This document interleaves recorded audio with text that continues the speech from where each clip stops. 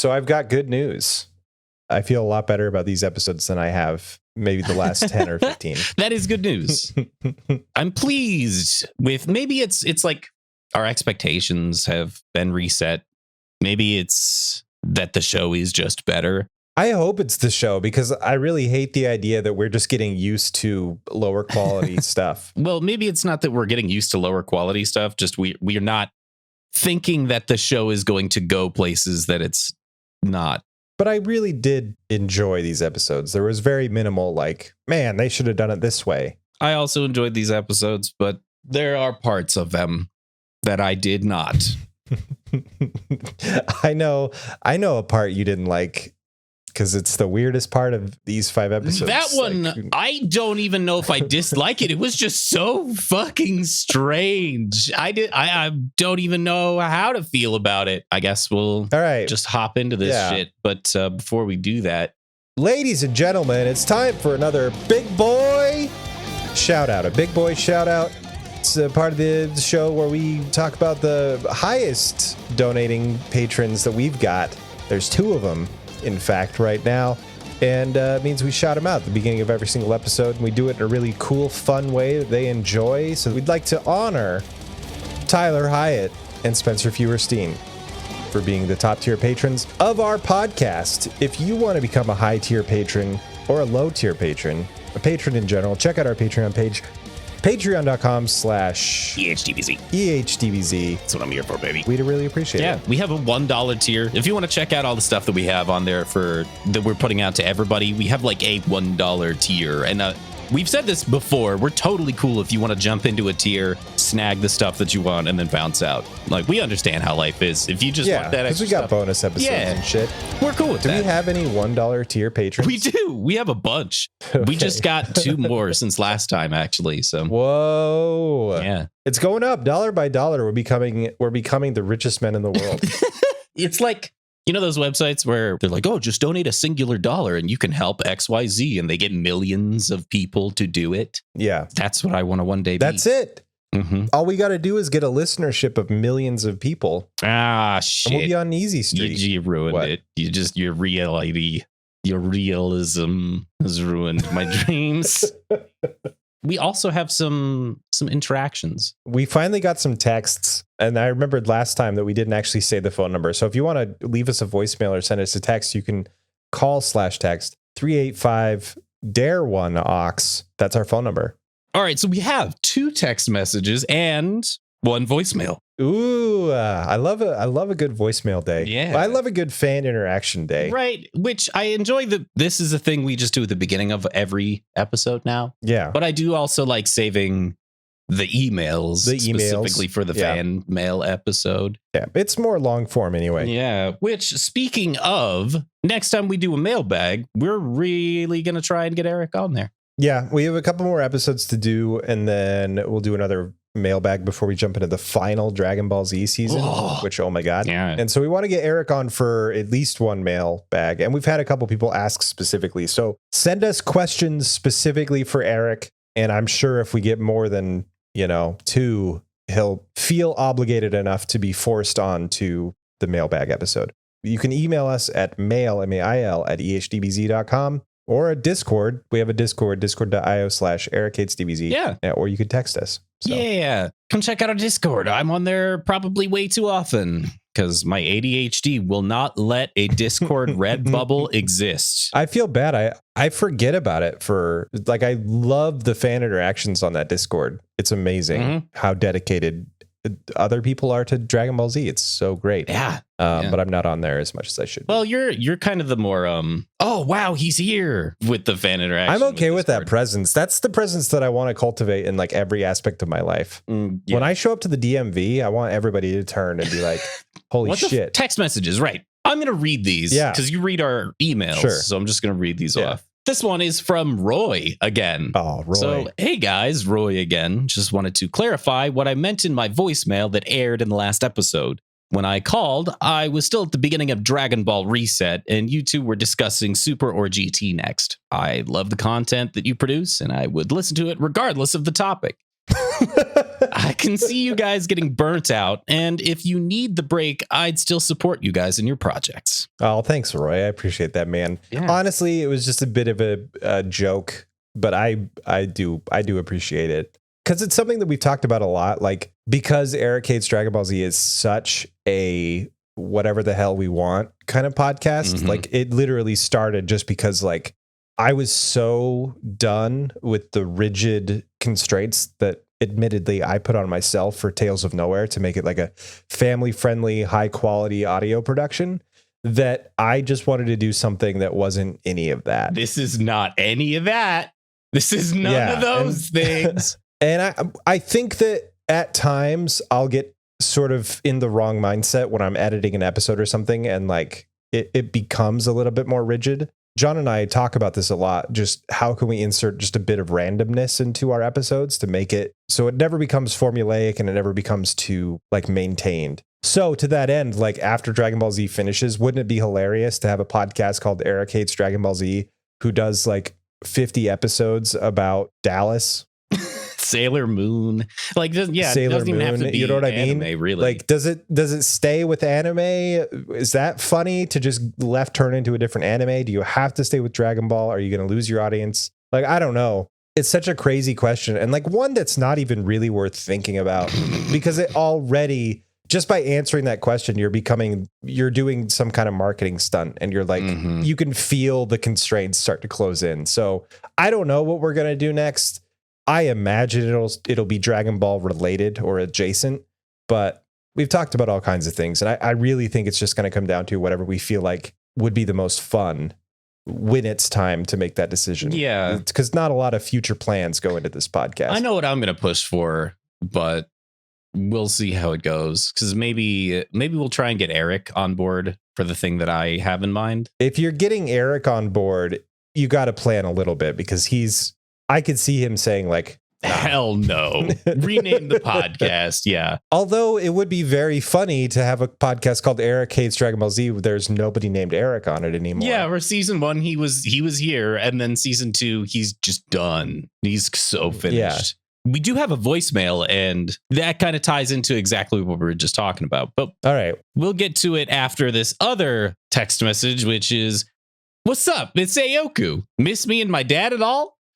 Love the work. Keep it up. And if you guys think the Boo Saga is bad, have fun with GT." Ooh, I think that John can echo these sentiments, but Aoku and their dad listening to this podcast is like the thing that we judge everything we do against. How appropriate and or inappropriate can we get? Just having a teenager and their father listening to our work and enjoying it is amazing. I think because both of us had never really gotten along with our dad when we were that age, there's like a primal sort of like, oh, we can give that to the world, the thing that we missed out on. It's wholesome. Yeah. Did I get too personal? No, it's staying in. It's true. So whatever. It's a very good judge to like, did we go overboard? Like at the moment that we put out an episode, I just got done saying we have no constraints, but the moment the moment that we put out an episode where Aoku's dad says, you can't listen to this anymore, that's when I know that we will have gone too far. Spencer and I are kind of back and forth on this, because Spencer cares about humans and cares about how far we're going. And I'm the yang side of that, where I'm like, we should just say whatever we want. Your judge of quality is getting Aoku's dad to say, you can't listen to this anymore. My end goal is to get Aoku's dad's wife to start listening. Yeah.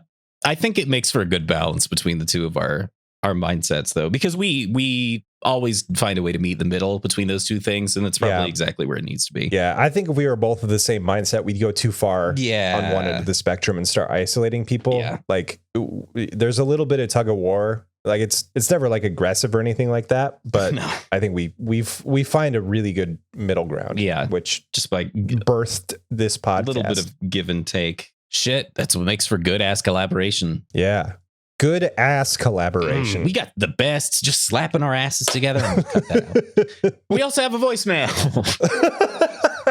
Okay, I have to say up front, to our ears, to Spencer and my ears, this individual has an accent. And Google's speech to text, the automatic translation or transcription. The auto transcribe is so confused by your accent, so incredibly confused. So just for example, the first sentence that the transcribe says is, "Hey guys, Aaron here from Arlington." Arlington, Texas, right? Right.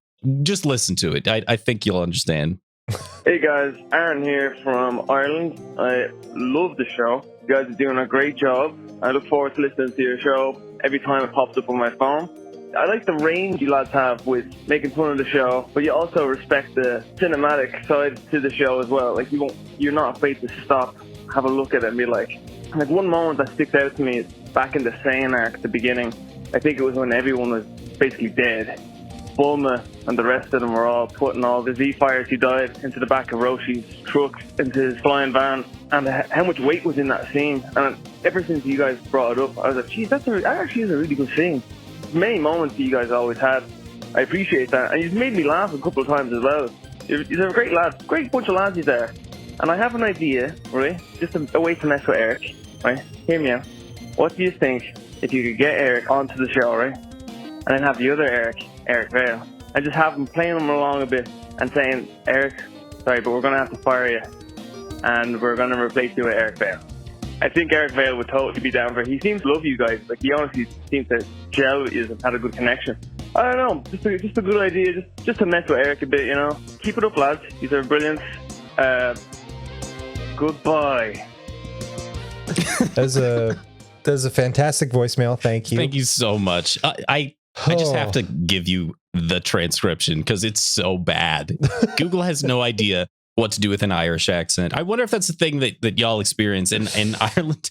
If you're trying to do speech to text, is that just a thing you can't do? Because like that last goodbye, Google thought it was good boy.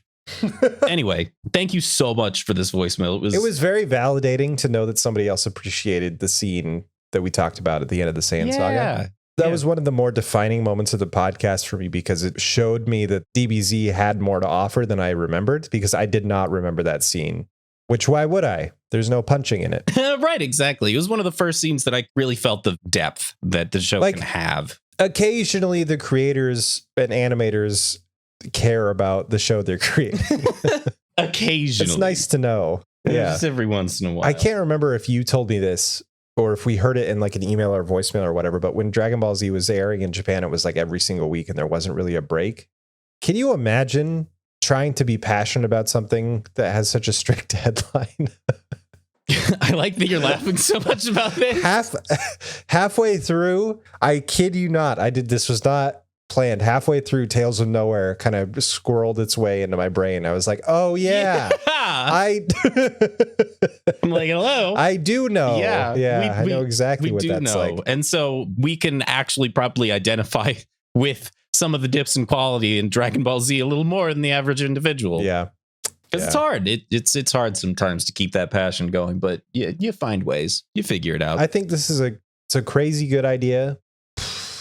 I hope we can get Eric Vale on the podcast again someday. I'm really hesitant to push the Eric Vale button more because it feels like we're running a lemonade stand. It feels like we're running a front yard lemonade stand with Eric Hates Dragon Ball Z. And occasionally we can go up to King Lemonade of the Lemonade Castle.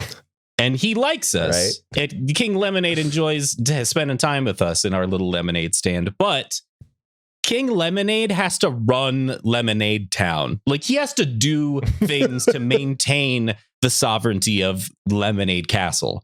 So I feel bad taking up any of King Lemonade's time at all. Yeah, I agree. There's a part of me that wants to rise through the ranks a little bit and get like the Serf of Lemonade Town, right? Yeah, the Duke of Lemonadeville and things, and like maybe once we've kind of gained relationships with them as well, we can come back to the king. Right. I also don't want to feel like we're constantly pushing that button just to further our own means. Like, I want to branch out and do the work and get other people involved in the podcast so that it grows as its own thing instead of calling on this one lifeline over and over again. Yeah, exactly. In hopes that something will happen. And, so I don't know. Here's the thing. We know if we went to King Lemonade, he would love to hear from us. He'd love to see us, but he's so fucking busy. And if we brought that up, he would say, I don't care. Like, of course I want to talk to you guys, whatever. We're conscientious of that fact that King Lemonade has an entire castle to run. That's a weird analogy, but I think it works. What the fuck? That was... somebody tell Eric Vale that I called him King Lemonade. And he'll be too busy to look at it. He will be. He'll probably be way too busy. But, all right. I think that's everything. I think we do last time now. Cool. I'm so blanking on what happened last time. Last time! What were you going to say?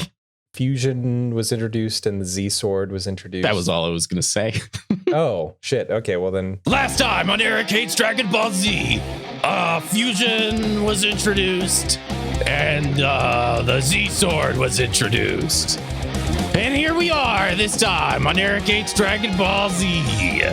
Welcome to Eric Hates Dragon Ball Z. I'm Spencer. And I'm John. And today we'll be going over episodes 245 to 249 of Dragon Ball Z, starting with episode 245. The Japanese title is An Astounding Great Transformation, Super Saiyan 3. The American title is Super Saiyan 3. The American title has a question mark and an exclamation point after the 3, and so I was trying to make that auditable. Okay. My episode title is, read this in Sean Schemmel's voice. I like that you stood back from the mic. Well, I knew what would happen. Yeah, of course. If I didn't, because this is that episode. When I was a kid, this was the episode that made my eyes go wide. Sparkles formed in them. I was entranced by this transformation, by the music, by everything that happens. As an adult, it was pretty good. It was pretty all right. It was pretty nice. I have said some negative things about Sean Schemmel's voice acting in the past, and I don't know what changed, but he is so good in this and some of the following episodes. I don't know what to say about it other than it's fantastic. Like his yelling in this part, you can tell he hurt himself doing it. And yeah. I hope I didn't do this. I should have. I don't even know what you would Google for this, where someone has isolated the vocals from these episodes and put it in a metal song. If no one has done that, I'm going to go check after this. If no one has done this, I am going to do that myself, and then I'll put it right here. Hey, everyone, editing John here. Turns out nobody did it, so here's 10 seconds of it, because we don't want to get DMCA. Fuck, here it is. This. What's he doing? It's unreal. Is to go even further beyond. You should do that, because then we can send it to Sean Schemmel. Maybe he'll finally acknowledge our existence. Hey, that'll be the door open for Emperor Lemonade. Hooray. Exactly. Wait, if he's Emperor Lemonade, Eric Vale is King Lemonade. What about Sabbath? I was kind of inferring him as a Duke, but I think that's lower than a king. Yeah, he's above. Isn't he Tsar? Caesar? Tsar could be a thing. Kaiser Lemonade? This is so dumb. The further we push this, it's such a stupid. It's not. I can't even call it a joke. No, it's a mistake. It's a horrible mistake. So this episode starts off with Bobbity and Boo floating, facing Goku in midair, because last time, if you'll remember, Goku decided he has to stop Bobbity and Boo. He has to distract them while Trunks goes to get the dragon radar. Yeah, and Bobbity's apparently broadcasting this to the whole wide world as well. Trunks is not doing his job. He's not going to Capsule Corp because he's worried. He senses the power and stuff, and he's like, well, what if Goku needs my help against Majin Buu? He's got his father's pride, because it's being broadcast to every single person in the entire world, and Goku knows what's actually going on. Goku just like screams, what are you doing? Go. Using magic telepathy, which... Well, I think that Bobbity is broadcasting everything. Is he? I don't know, because my first note in this episode is like, wait, is he broadcasting this? Because he didn't say that he did. But then it cuts to like Kami Tower and you see Piccolo and Bulma and Krillin with their eyes closed and stuff. So I assumed that that's what was happening. I don't know. But I've always, the notion that somebody's on live TV and they say something nonsensical that only one person in like Wisconsin can understand. Oh yeah. Is always been very funny to me. It's like a basketball player before they do their free throws, they do like a little scratch on the face or something. It's like, yeah, they're saying hi to their family, or they make it's like fun. I don't know. It's interesting. So that happens here. So millions of people, billions of people potentially don't understand why Goku just randomly spouts, "What are you doing?" Bobbity and Boo are also confused, but Trunks gets the message and heads over to the Capsule Corp. Meanwhile, Goku's like, got to distract these guys, make sure Trunks can make the trip. So he depowers from Super Saiyan to regular old Goku, and Boo is very confused. I actually started to like Boo's voice acting in these episodes. I still think it's like a little much here and there, but I don't know. It sort of works now for me. I'm glad it works for you, Spencer. I think that at this point in the show, having him stay silent would start to be less effective as a sort of fear factor for the villain. If he had been silent and then at this point began speaking more because of the things that happen over the next couple episodes, I could totally agree. And I want to just reiterate that I think the voice actor is doing a great job with the voice that they've created for this character. I fucking hate how much they talk, though. I do. I hate how much they talk sometimes. But this scene, it is a lot. This one where Goku, to kind of buy time, decides to show Boo a little lesson about how Super Saiyans work. This is cool. This is cool and fun. And I did enjoy the back and forth between the two. Yeah, it's a really fun scene. So Goku says, you know, I got to show you guys how Saiyans work. And Babbidi's like, no, you don't. We're going to crush you anyway. Goku doesn't really pay attention. So he starts off by going to Super Saiyan. And I really like that it's literally just like a flick of a switch. Like Goku undergoes no effort whatsoever. Yep. It's in one frame. He's just all of a sudden Super Saiyan. He's like, this is Super Saiyan. And I really like that because it shows how far he's come from the first time that he transformed into a Super Saiyan.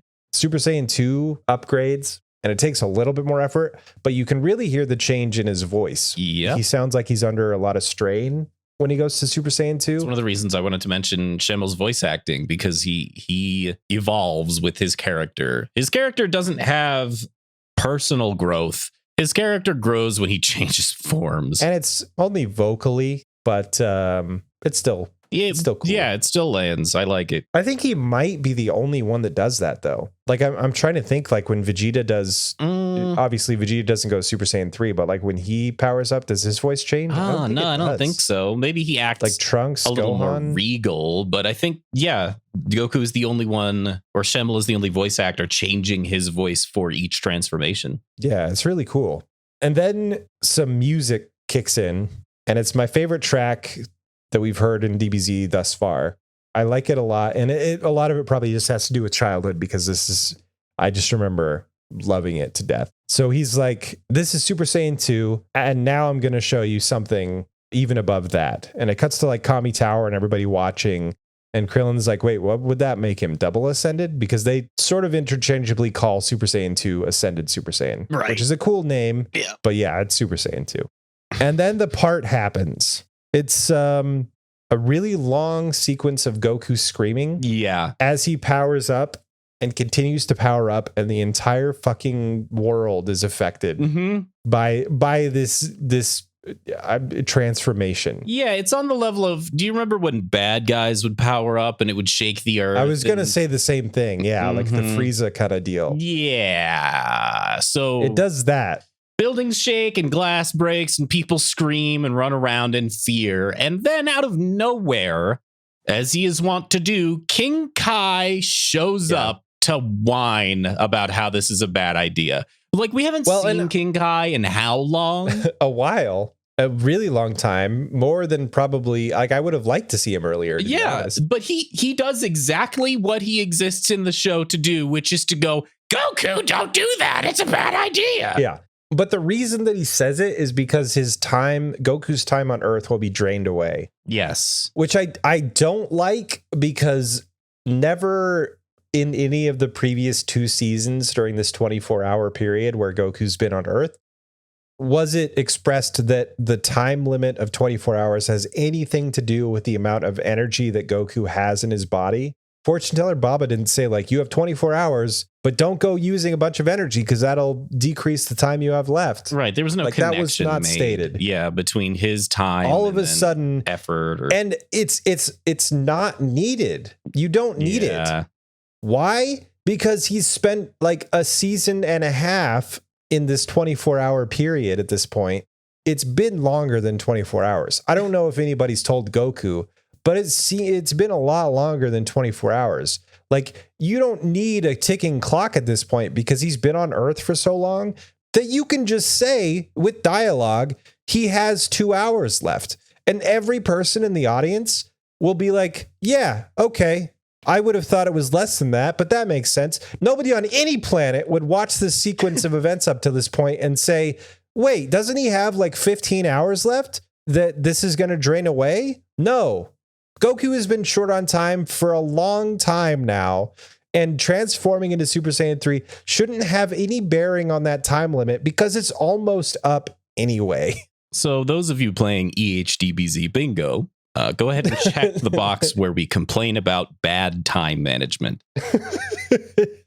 I don't care that 30 episodes have passed with a 24-hour time limit. That doesn't make any sense. But the fact that they introduce a mechanic to lower the time limit when it absolutely doesn't need it. Like, it would be one thing if Goku was around for 3 episodes and they're like, shit, we gave him 24 hours. Yeah. But for plot reasons, we really need him to be gone. Like, that would be one thing, but he's been around for way too long at this point. Well, I think that's exactly what happened. Like, let's play for those of you with your DBZ Bingo cards, check off. We figure out why Toriyama did what he did. Toriyama wants to introduce that Super Saiyan 3 is super, super strong. In, I think, the next episode, there's a really great conversation between Goku and Piccolo that I just want to pick one piece out of. It was one of my favorite scenes. Yeah, one piece is, could Super Saiyan 3 have beaten Majin Buu?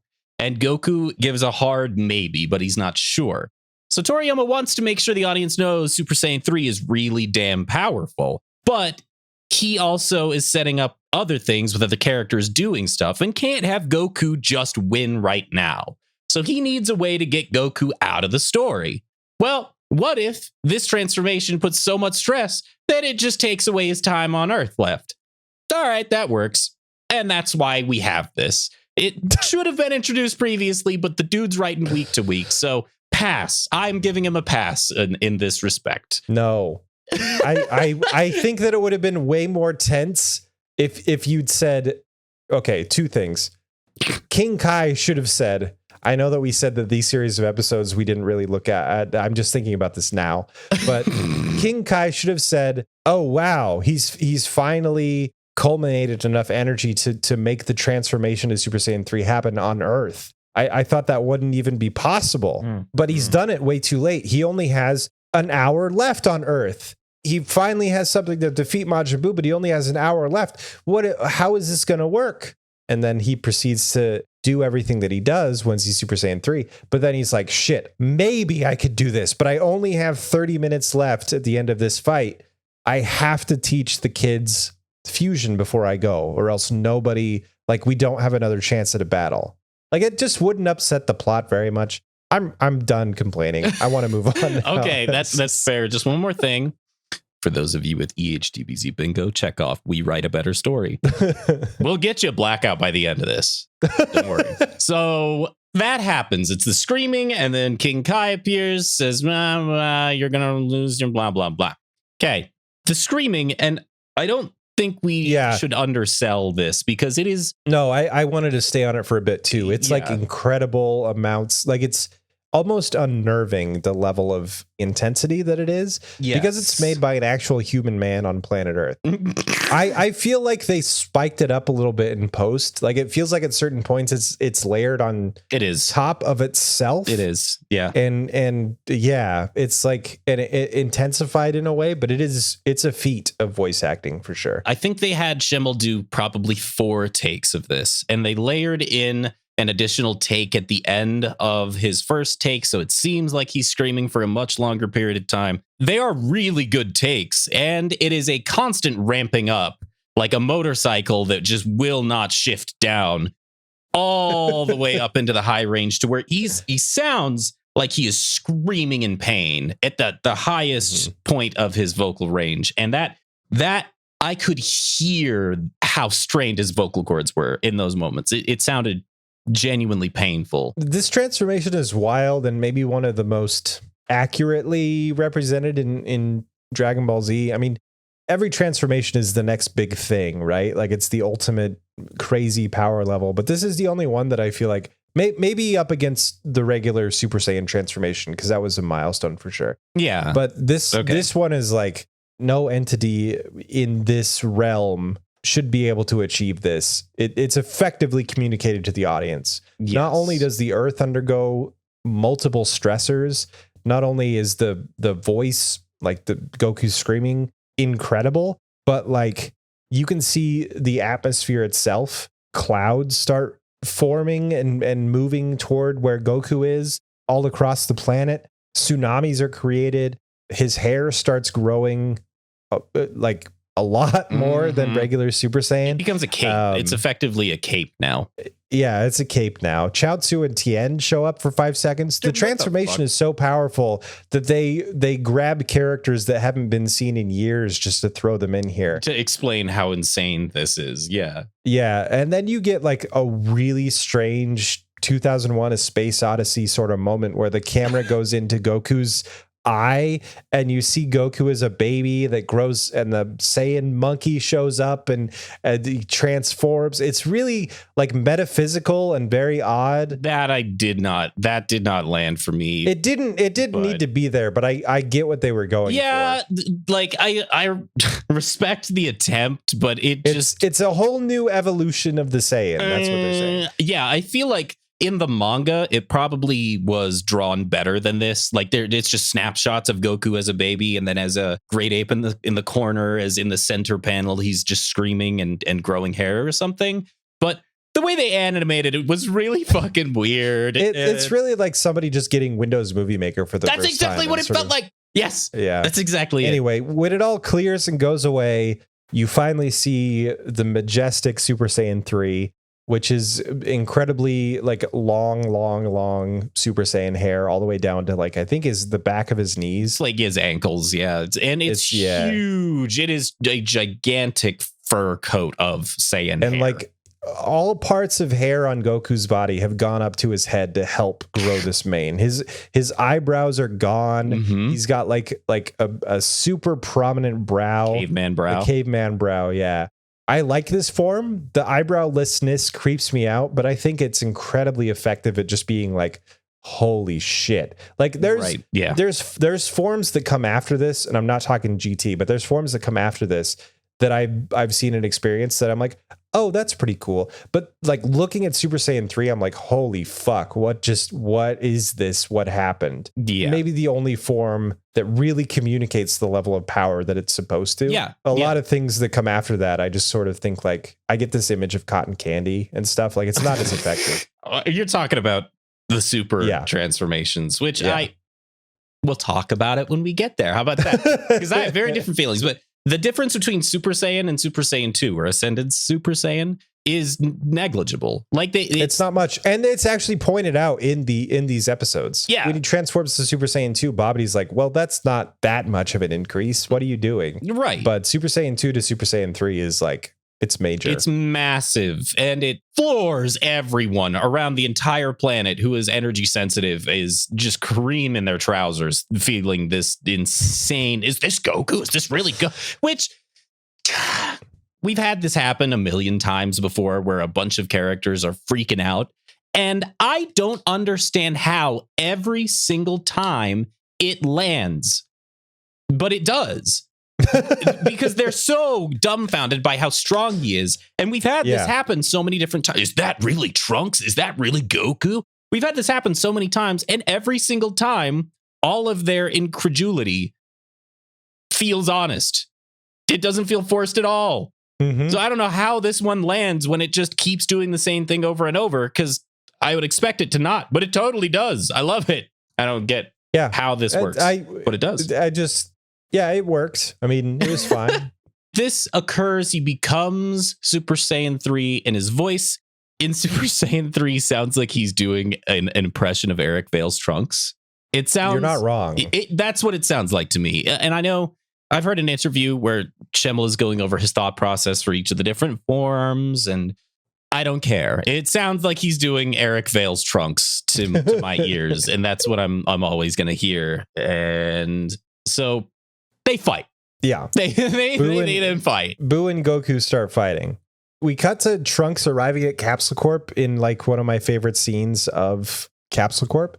There's like animals. They're just animals everywhere. He goes in, tries to find his grandparents to locate the Dragon Radar, and he ends up in like the Capsule Corp gardens, which I don't know that we've seen before. Maybe once. I think we've seen it once because we were incredulous before how they just have dinosaurs there. Okay, and okay. So, maybe we have seen them before. Yeah. And they're back. Dr. Briefs and Mrs. Briefs are just chilling on the patio furniture in the Capsule Corp gardens, and Trunks comes along, and there's just like a T-Rex walking in the background inside this building. Dr. Briefs has the typical cat on his shoulder. Mrs. Briefs come by and say, "Hey, do you want some pizza rolls?" As a fucking toucan lands on her shoulder, and the dog comes up and like a husky starts. Yeah, it's just amazing. I love it. Just these characters are so great. Yes, they're living their lives and they're happy. Do you want some lemonade? Would you like some coffee, some tea, or whatever she says? And my favorite part of this is Trunks' attitude, because the way Trunks shows that he's in a rush is he just runs in a little circle. Runs in place. It runs in place in a little circle. That is so fucking funny to me. I don't know why, but he's just a kid about it, which is great. It's fantastic. And Dr. Briefs and Mrs. Briefs are just old people about it, which is just their grandparents. It's just perfect. It's perfect. It's fantastic. There's nothing's in a hurry. They've lived this long. They don't need to rush. Yeah. Where's the Dragon Radar? Where's the Dragon Radar? They're like, oh, my thing last time. And it really plays out that way. It's very funny. I do want to mention that during the Goku Boo fight, Goku catapults Boo at some point because Goku's catapults. Just absolutely winning this fight. He treats him like the old toy, the punching ball bag. On a string. Yeah, holds him by the antenna and just boxes on him. He catapults him through a building, which at this point Goku doesn't give a fuck about civilian casualties, and I find he that did odd. just kill some civilians, and I do think that's weird too, especially because of what he does later. It doesn't anyway. That's really weird, and it's just a visual thing that's probably played up. But I don't like that part. I wanted to point out, be like, that's dumb. That shouldn't happen. Doesn't make any sense. Yeah, Boo does a million blasts move, the thing that you do when you don't know what else to do. And then Goku calls it one of Vegeta's best moves, which is funny because it's never worked once. Never once has that move worked. But I remember Vegeta using it so many times. Vegeta and Cell and Frieza, anyone who is in a corner uses this move. This is not a Vegeta move, but allegedly it's a Vegeta move. So whatever. Okay. Goku is surprised that Boo has absorbed this move. He's like, wow, he's a learning machine. He must be a talented fighter. Which nothing in Boo's repertoire thus far has suggested as such. So I'm just going to take this as information provided today. Yeah, he's never used anybody's moves before, but the character of Boo is constantly changing. And that is one thing that I will say is a positive. Boo is evolving, is growing, is not just a monumental presence. This villain is being built up to be more than just insert super powerful, unkillable, big, bad blob of gum here. Right. I agree. Also, I have a joke before we move on to the next episode. Okay. Yeah. they cut to Capsule Corp and they're running through all these drawers and they can't find the Dragon Radar. And in my brain, I'm just like, man, they need a Dragon Radar. That made me laugh because of the delivery. Okay. Okay. All right. Holy shit. Episode 246. The Japanese title is Bye Bye Bobbity. Majin Buu Rebels. The American title is Boo's Mutiny. My title is I'm Blue. Baba Dee Baba dies. Did you wait? Hang on. Did you mean Boo? That's so much better than what I had because I was just doing the song. I'm Boo. Baba Dee Baba dies. That's really good, actually. But between the two of us, both of us to get there. But yeah, that's hilarious. Okay. That's really good. Solid. So, all right, it's the fight still, which is really more Super Saiyan 3 Goku and Boo continue fighting. And I need to throw this up front at the beginning of this episode. I don't know where this came from, but every once in a blue moon, Dragon Ball Z will hire their movie animation team to come in and do the episode. I mean, that's just a guess, but this is one of the most incredibly well animated, choreographed, drawn, and color graded episodes that I've ever seen. Swear to God, if you put this episode side by side with some of the movies, especially the earlier movies, every movie before Cooler, this episode will look and play out better than any of those movies. It's on par with the Cooler movie that we watched, which we need to watch more movies so I can have a better understanding. We do. But well, when Eric gets back from vacation, we'll figure that out. I know. He's just always either on vacation. Summer break is so bad. He's always gone. Yeah, this is the bad time to try and make Eric do anything. But anyway, this whole episode, it truly is a feast for the corneas and soul. So Boo sucks Goku into his body at a certain point. That's God, it's so disturbing. Yeah, that's how I hated it. Fight begins to end, starts winding down, and Goku does the thing where he screams and explodes with energy, and Boo ends up being totally deflated. And this is the reason I mentioned this. It's very Looney Tunes. Fuck this. Fuck that. Yeah, this is the part that I thought John would hate. I fuck this. I hate this. The very serious fight. Goku's like suffocating inside of Majin Buu's stomach, and he just blasts this huge aura of energy to get free. And then you cut to Boo and he's flat as a pancake, and he's just kind of drifting back and forth as he falls, that cartoon thing. And then he just reinflates himself. I'm not going to dwell on it because I'm just going to sit and whine, and I don't want to sit and whine. Fuck this. As that's happening, Bobbity turns to the camera and he sort of swims away in the midair, like he's flying, but he's swimming. Like there's a huge sequence of events that happen here that are very just like Looney Tunes-esque. That's the best way to describe it. It pivots from the seriousness of the Dragon Ball Z anime to just cartoon. It's just like a cartoon, but I know that it's a cartoon all the time, but this is so it defies anything remotely resembling any kind of grounded real world logic, even in the context of Dragon Ball Z. It's just stupid cartoon bullshit. It's just stupid cartoon bullshit. And people are going to have different feelings on this because a lot of people will be watching Dragon Ball Z as a continuation of Dragon Ball, and Dragon Ball did this all the time. And so I think those people will probably appreciate this more. In context, though, I just don't understand it. Agreed. Even if there's bright spots of I loved that when it was in Dragon Ball, but it doesn't fit the surrounding scenes. So why? It reminds me of, and I've never seen any of the Guardians of the Galaxy movies, but from what I've heard, those movies will have a serious moment and then punctuate it with a joke. And sometimes the joke punctuation feels forced and doesn't land. That's what this seems to be to me.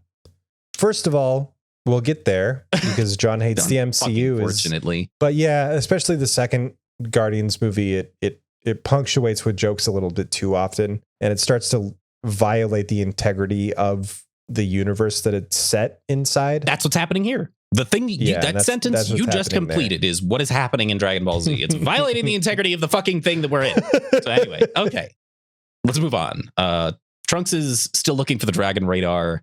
Which, Mrs. Briefs wants to make pizza bagels again. She really wants to make these goddamn pizza bagels for Trunks. Maybe he really likes them. I don't A know. lot of the time in this fight, the relationship between Bobbity and Boo is really well demonstrated. Whether it's Bobbity yelling some kind of order and Boo getting visibly frustrated, or Bobbity congratulating Boo on like a good hit and Boo receiving that praise and like being happy about it.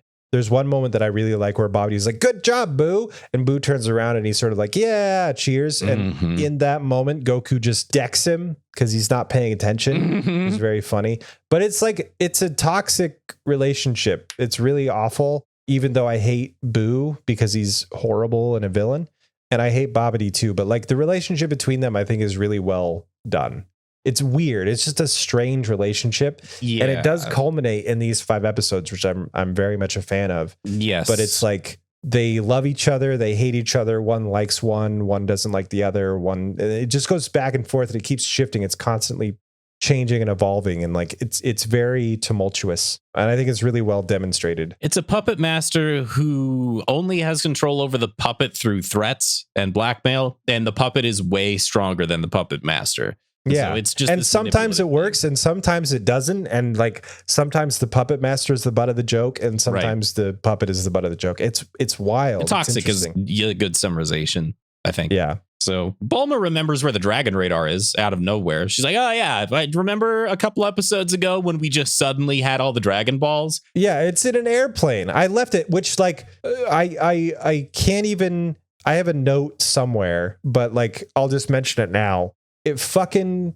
turns my stomach at thinking about the possibility of a non-capsuled object being stored within a capsuled object, and then the capsuled object being recapsuled, and the non-capsuled object having no problem being capsulized. Like, what if there was a person in the airplane when that happened, man? It doesn't make any sense. Have you ever seen Pokemon?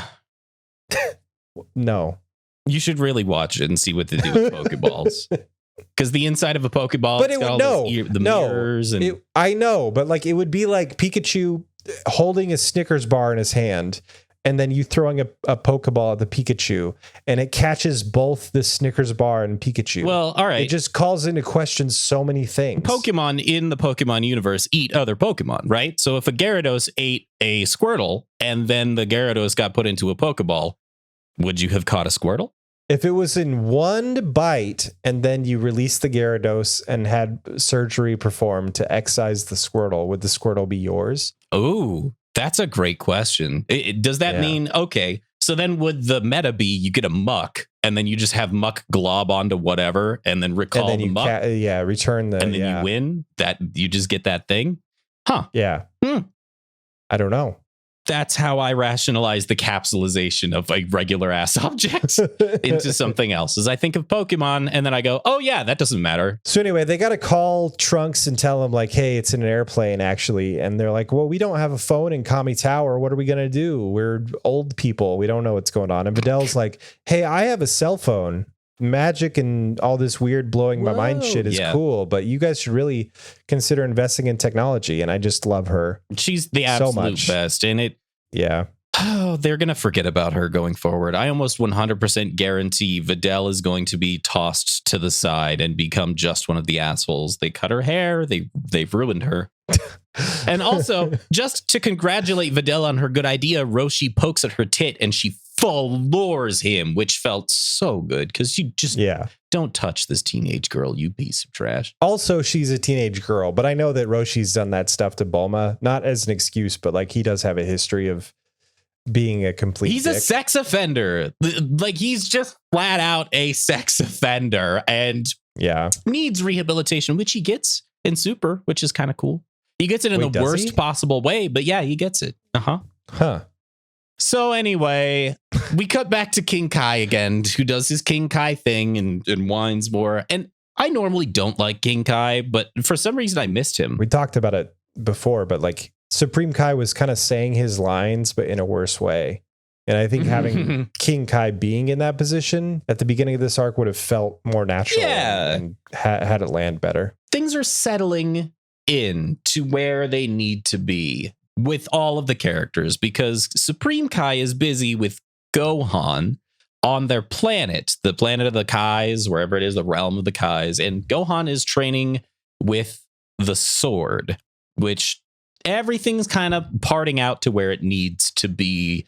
There's a moment where Boo gets blasted with Goku's Kamehameha. And I want to complain a little bit about Bobity's reaction, because even though Bobity has seen Boo get fucked up before, he reacts as though this is the end of the world. And yeah, it goes right through Boo's stomach, and like there is a hole, but then obviously Boo just sort of is Boo cartoons his way to regeneration and fills it in. He's fine. Gonna be fine. So the Bobbity overreacting at Boo's damage is getting played out at this point. And maybe that's intentional. Yeah. I started to like Bobbity. I turned around on him. I thought he was funny. Same. And enjoyable. But yeah, for sure in these episodes, I think it's very intentional that he's becoming a little bit more grating. And even Goku notices this. Well, especially Goku notices this. Yeah. Goku starts kind of putting the ideas in Boo's head. Maybe the ideas Boo's already had, but reinforces them. And says, you're really good at fighting, Boo. And there's a moment where Boo's nose grows out super long when he compliments him. I thought that was weird. Do you remember his That was very Pinocchio's weird. out? Like the Pinocchio nose, as he's receiving this compliment. Yeah. Very, very strange. This is strange. Yeah, you get the typical Goku speech that's like, you're a great fighter and it's an honor to fight you. But then it's like juxtaposed with this weird cartoonish acceptance, which Goku really hasn't gotten any kind of acceptance when he's done this before either. I feel like Frieza and Cell have just been like, I'm going to kill you. Yeah, I think the closest that he's ever gotten is with Vegeta, because even Vegeta at times would pay Goku a little bit of lip service. I can see you're a talented fighter, or something like that. It's just a Saiyan thing, I think. Yeah, there's some mutual Saiyan respect there. I miss that. Anyway, I miss the shared Saiyan too. Bloodline kind of. We're both from the same thing, opposite ends of the universe, but anyway. Goku depowers because he senses that Trunks has left Capsule Corp with the Dragon Radar. Yeah, he's finally got it. Dr. Briefs rolled out the airplane and they just went in and got it. Goku gives a little bit more to the, you should really think about getting rid of this Bobbity guy. He negotiates with Boo and Bobbity that they have 2 days. Like, just leave shit alone for 2 days and some powerful fighters will come and get you. Right. And it's going to be an awesome fight. And Boo is really excited. He wants to face those opponents. But Goku plants the seed of betrayal. He's like, Boo, you're a really good fighter. Why do you need Bobbity around? That's weird. And then Goku just instant transmissions away, and Bobbity and Boo are like, where did he go? What's going on? How come we can't kill him? We gotta get him. Oh no, he's gone. Where'd he go? I don't get it. Bobbity does flip Goku off after Goku's like, you're too talented of a fighter to be owned by Bobbity. And he flips him off. He gives him the hard middle finger. And then I think in English, I don't remember what he says, but in Japanese, he says up yours, which is fucking funny. Yeah, it's great. And he does, like, in the animation, he flips him off. So, like, the point is communicated. It's the second time we've seen that, or third time?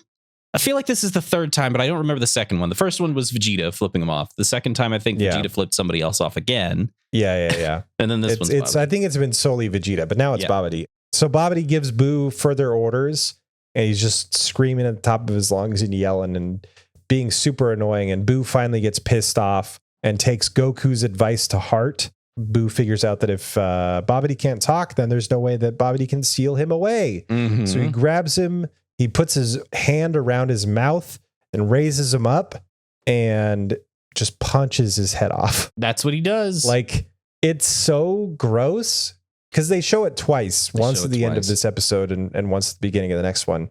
And it's just gross both times for different reasons. But this time, at the end of this episode, it's like streaks of red blood, like huge amounts, like gratuitous amounts of red blood sort of streaking off as Boo does this punch. This one is more violent. Yeah. The next one is more gross. It's just, it's gross. The next one's really gross. Bobbity dies. And now it's Boo on his own, hopefully doing nothing for the next 2 days while the kids prepare to fuse. And they've got the Dragon Radar, so if any damage is caused, they can just wish everybody back to life. So it's going to be happy and fine.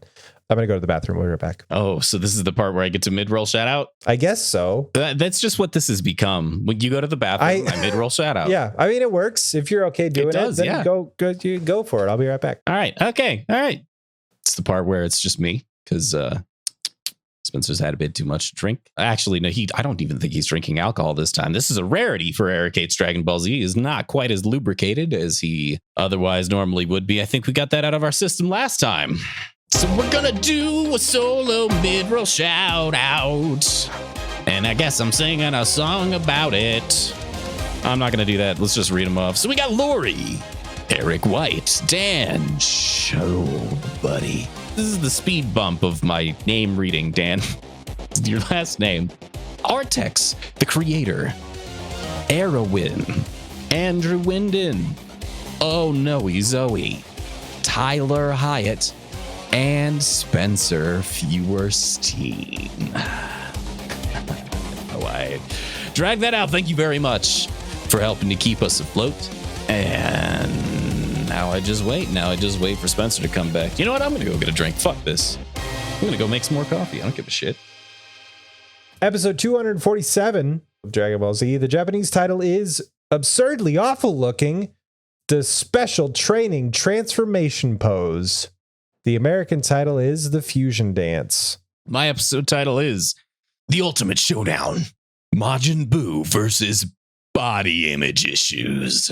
Yeah, seriously. God. That's the highlight of this episode. That's the absolute highlight of this episode. Because the rest of it is, it's fine. Yeah, I don't know how I feel about it, man. We'll get there. Let's talk about it. So it starts with a recap of Bobity's brain exploding all over the place, which is gruesome. This one like is crazy, almost cinematic in the way that it presents. Well, I want to say disembowelment. That's not quite correct. The decapitation of Bobity. Well, it's not even decapitation. I know. His whole head. The vaporization of the cranium. Yeah. The gooification of the cranium. His head explodes. I don't know what you'd call that, but Purple that's what it is. Blood rains down in globules. And as you see Boo still having his hand around Bobity's neck, essentially, the body like beats like a heartbeat, like it's still alive, and it's really disgusting. It's gruesome. This one's way more gruesome. The other one was violent. We cut to Kami Tower where Piccolo and the rest are just like, oh no, Boo killed Bobity. Goku's like, Goku's like, I had a feeling he might. It's like, fucking Goku, you did this. Yeah. Like he knew what he was doing, right? Like that, the way that he delivered that line to Boo, it was so intentioned. Yes. And Goku acts so surprised in front of Piccolo. Yeah. So I don't know if this is Goku. You wanted this. Yeah. You encouraged it. Why are you acting so surprised? That one I also made a note about because it was.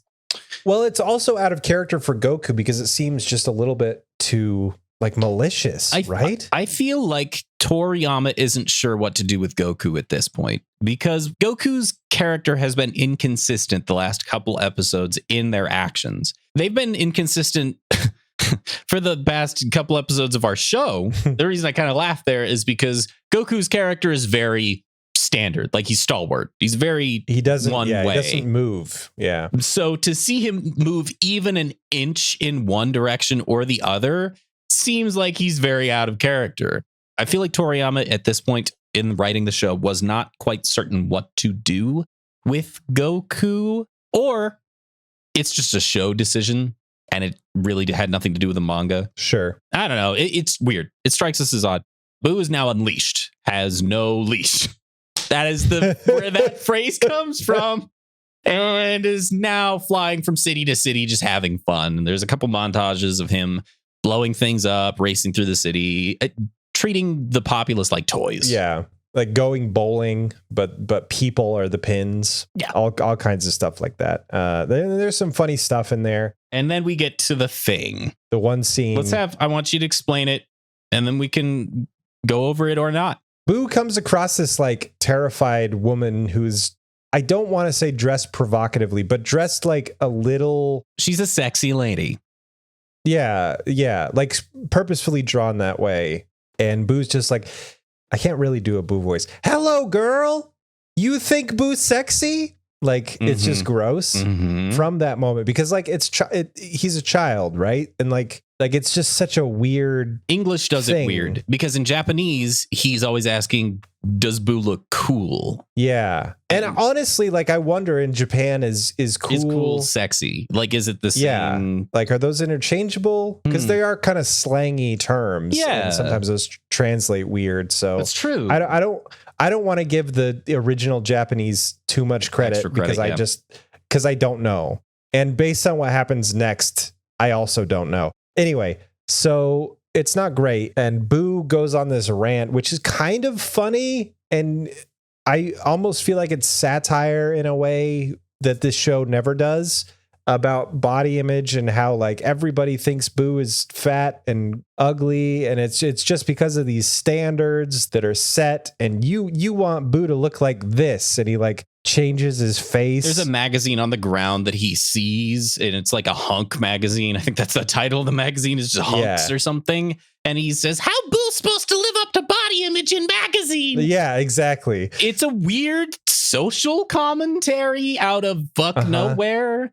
So that's when he molds his face to look like one of the hunks in the magazine, and his voice changes. So now it's canon that Boo can shapeshift.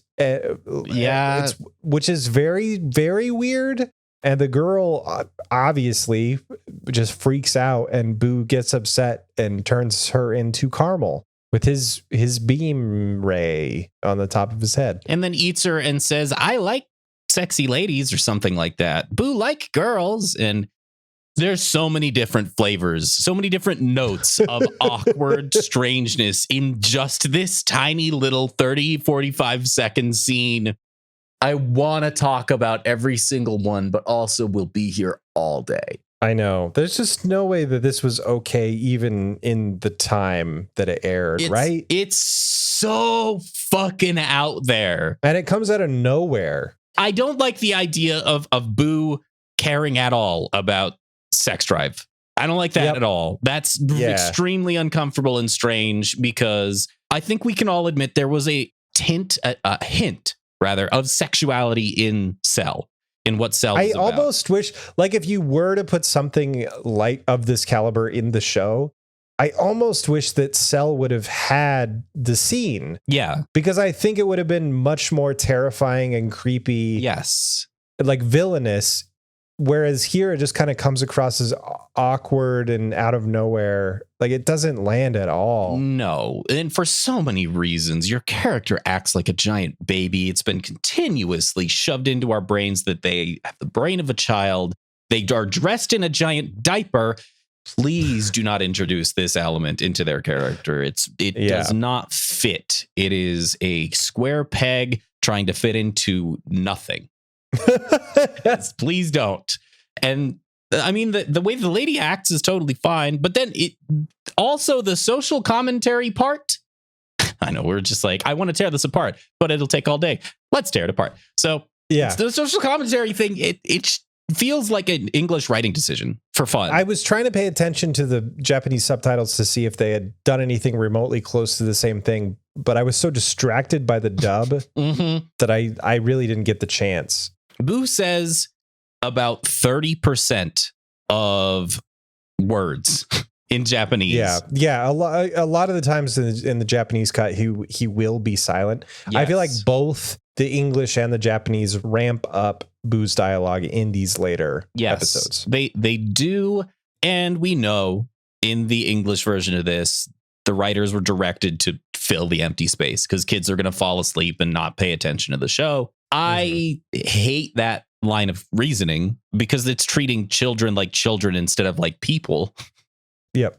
But anyway, this whole thing is so fucking strange, and I hope we never get anything like that again. I also hate the resolution where he just turns her into something and eats her and then says, I like women after eating like that. Please move us on. Get us out of here. All right. Boo decides to explode the rest of the city, just vaporizes it. And it's revealed in the next scene that Goku has less than an hour as he returns to Kami Tower. And he kind of explains it to everybody. Goten's like, please don't. I like you, which is kind of cute. And they sort of talk about Super Saiyan 3 and how it's like only achievable in Otherworld, or you could only be maintained in Otherworld or something. Yeah. So doing it on Earth expends a ludicrous amount of energy. Fortune teller Baba shows up. She's like, at the sound of the tone, you'll have 30 minutes left on Earth. Beep. Yeah. Which was great. I like Fortune teller Baba. Fortune teller Baba always delivers. I think it's because she's outside. She's outside of all this shit. It's just it's like the Great Gazoo in Flintstones. Did you ever? Oh, what an old man thing. But yeah, I know what you're saying. I know exactly what you're talking about. Like, it's just the right amount of this doesn't belong in this show that it just works for some reason. Yeah. Like, it's so rare, and yeah. She's so powerful. Like, she's the one that brought Goku. Like, she can do whatever. She's Q. She's Q level powerful in Dragon Ball Z. So that's a better analogy, is Q, because we've done the Star Trek thing Great before. Gazoo is really fucking funny. That's really good. Oh my God. Anyway, so Goku kind of like, I gave him 2 days. Boo's not going to do anything as Boo is destroying countless cities. While we have the time to train, then you guys are going to have to go fight him. I only got him to agree to 2 days. We cut to Gohan practicing with the sword. And yeah, he's training with the Z sword. You said that your favorite track in this entire show is the Super Saiyan 3 transformation one. Mine is the piano that Gohan gets. Yeah. Like, I have to admit, the Super Saiyan 3 track has like a place in my childhood that like I really connected with. It's an amazing piece. But like, as an adult, the Gohan in Kai world music is phenomenal. It's like, so good. And like, I know by hearing hints of the track throughout these episodes that it's going to build and build and come to a climax that we have not heard yet. It's much later. But it's hearing those hints reminded me that the climax is coming, and it's amazing. It's a really, really, really good track. It's a little piano cue, and you get hints of it throughout in this scene in particular. The full build is awesome. So it's awesome, perfect. So I am a pretty emotionally stunted man. I grew up as a man with parents that grew up in the 70s, taught by parents in the 40s. So a lot of my emotional inside very occasionally pokes out when nostalgic stuff hits me. Yeah, you get an emotional hernia. I get the tears. And most of the time it's only from audio stuff. I mean, which makes sense for me. If I was ever to act and I have to make myself cry, I think of the Duel of Fates song. And it immediately starts welling tears. Yeah. That one gets me revved up. Good to go. That it's same, but also because of crammed emotional stuntedness deep inside of me. That's what happens as I get the tears.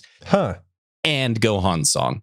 That one gets me the welling a little bit. It's really good. It's really very, very good. You get to see like hints of Gohan's determination as like he's training with this impossible weapon. And he's like, no, I'm not going to give up. Kibito turns around and like admits that Gohan's good now. He's not just like flinging insults at Saiyans.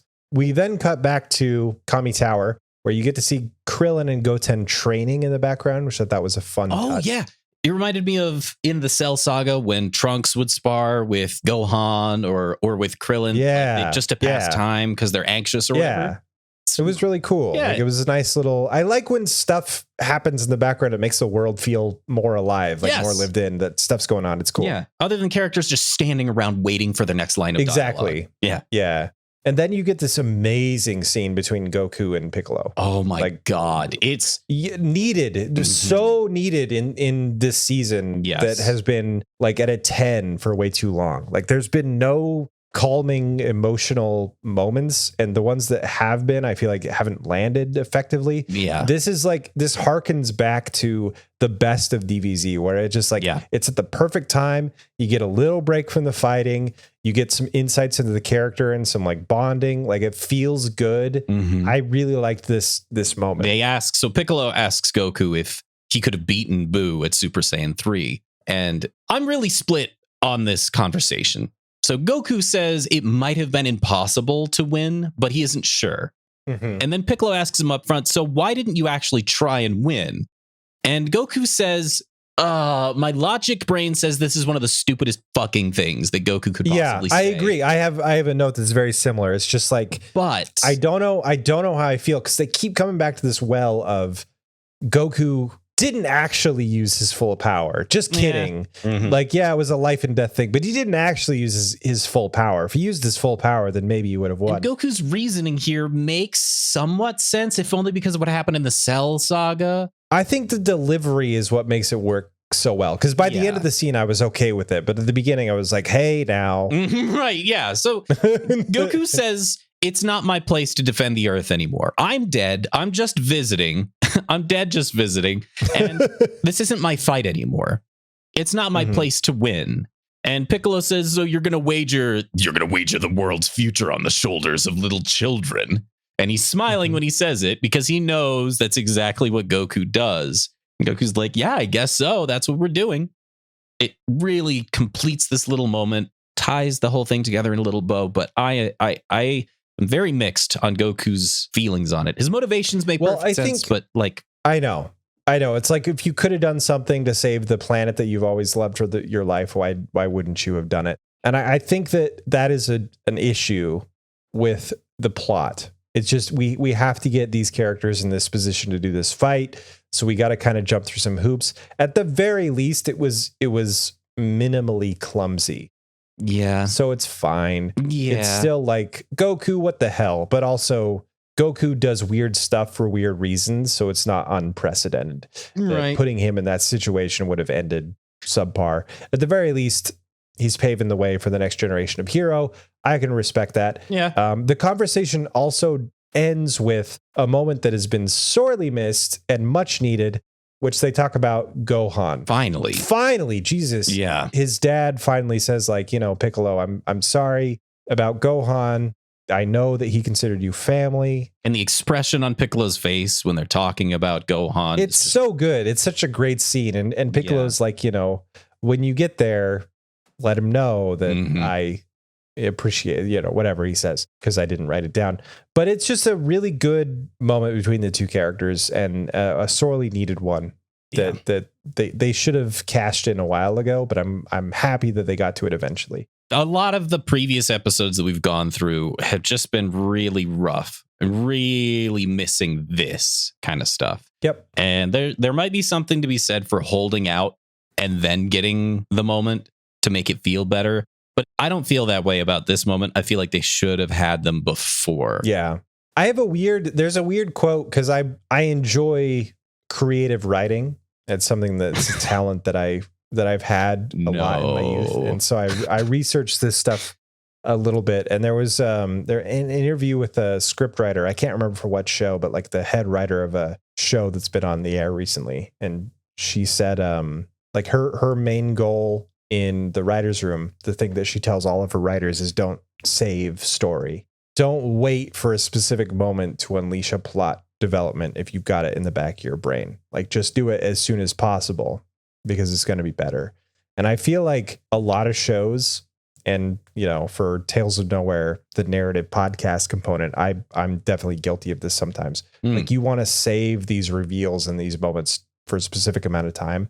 But if you do that, then you get like these filler pieces where the show just isn't as good. If you just trust yourself creatively and have the big ideas kind of hatch as soon as they're able to, like the first moment that it makes sense, then you're going to think of more stuff along the way to fill in the gaps that you're afraid would be there. Like you're not going to be left high and dry. So I think that moments like this in Dragon Ball Z should have happened earlier. And I worry that they're like, okay, we'll have a nice moment between Goku and Piccolo, but we got to put it here because this and this and this and this has to happen. It's like, no, it's just put it sooner. And then you'll figure out some other emotional anchor to put in at this point. I wonder if Toriyama even had this in his mind previously. Like, I don't know if Toriyama's holding out, but I think Toriyama's probably that's putting getting him down. into you're right. Like, I mean, it's getting into a whole other thing of like, do they actually talk about any long-term storytelling of an entire season or arc or villain or whatever? Like, ooh, this would be cool.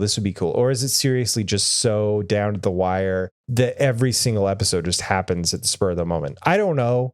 It feels like it feels like it's spur of the moment. It feels like it's just like cobbling together, but I don't know. Maybe there are conversations and things like that. In the interviews that I've seen, because Toriyama's done a lot of interviews, because that man is famous as shit in Japan, extraordinarily famous. In the majority of them that I've read, he really does.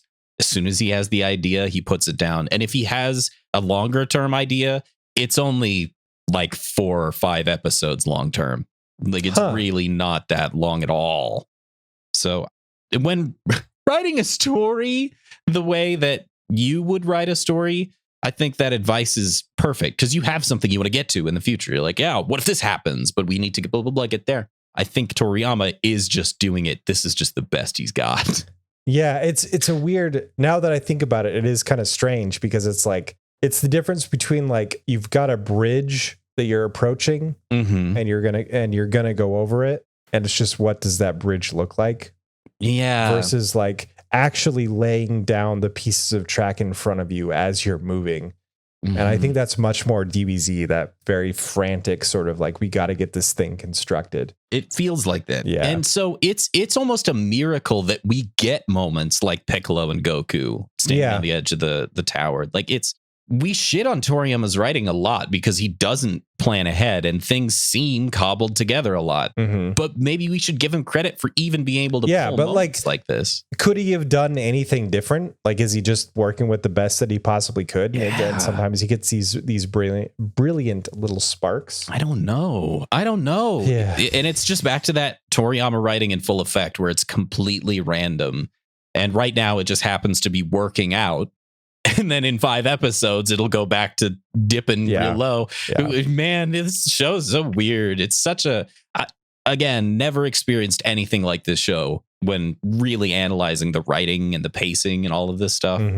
So unique and strange. And I think that probably adds to the effectiveness of why it's so popular. Like there's something there when it comes to raw generation. Yeah, there's something that, well, I mean, fans tapped into it. Obviously, Dragon Ball Z is one of the most popular animes of all time, but there's like a weird coalescence of passion and story. And like, it's not just being made for the profit, but sometimes it fails. But they still want this to mean something. Yeah. It's fascinating. It really is. Like, I bet you've had moments where you write like a script or a creative writing piece, and that first draft people like way better than when you go back through and you really think about it and then you doctor some stuff. Have you ever had that happen to you? You accidentally fall into greatness. Yeah. Yes. But then you'll have other pieces where your first draft for sure is inferior to what you come up with later. Yeah. Yeah.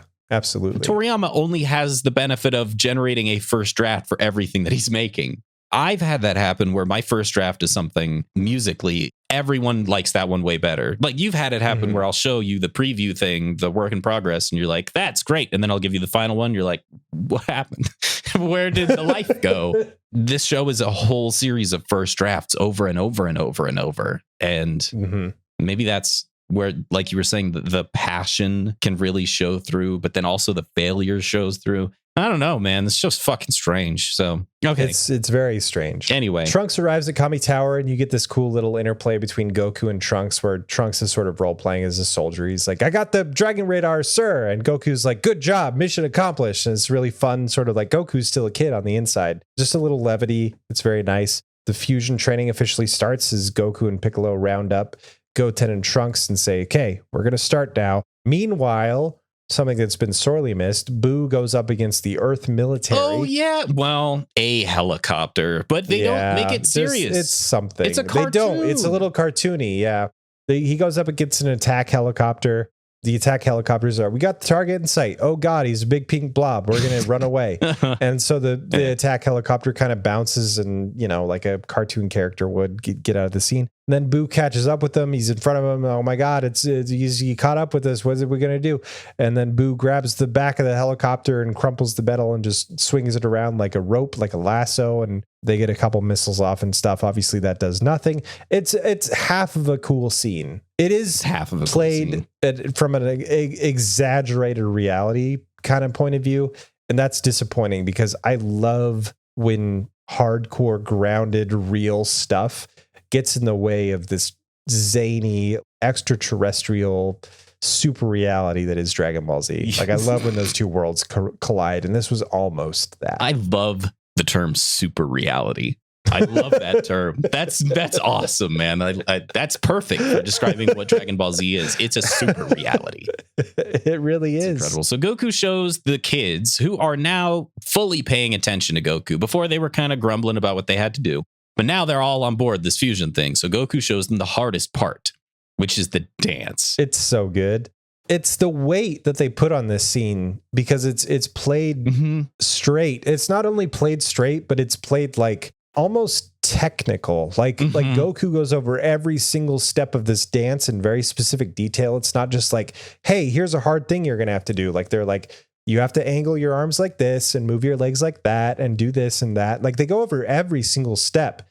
They didn't have to do that, especially because it's Dragon Ball Z. And the fact that they made it so like intricate to the audience it was just really cool. I appreciated it a lot. It reminded me a lot of the Saiyan stuff because of the reactions everyone's giving, because this dance is ridiculous and the kids. Yeah, well, that's the thing is it's so ridiculous, but it from Goku's perspective, and I guess like in the Saiyan saga from Gohan's perspective, it's played totally straight. Right. And I think that's what makes it land. Yes. Like there's an element of, okay, guys, I know it's ridiculous, but this is what we have to do. This is what I'm doing. Like one side doesn't even recognize that it's ridiculous. They think it's perfectly played straight. They think it's 100% serious. The other side thinks it's the dumbest thing in the universe. And we have another parallel, which is Kibito thinking that Gohan, being a human, should never be able to walk on this beautiful plane of the Kais. Like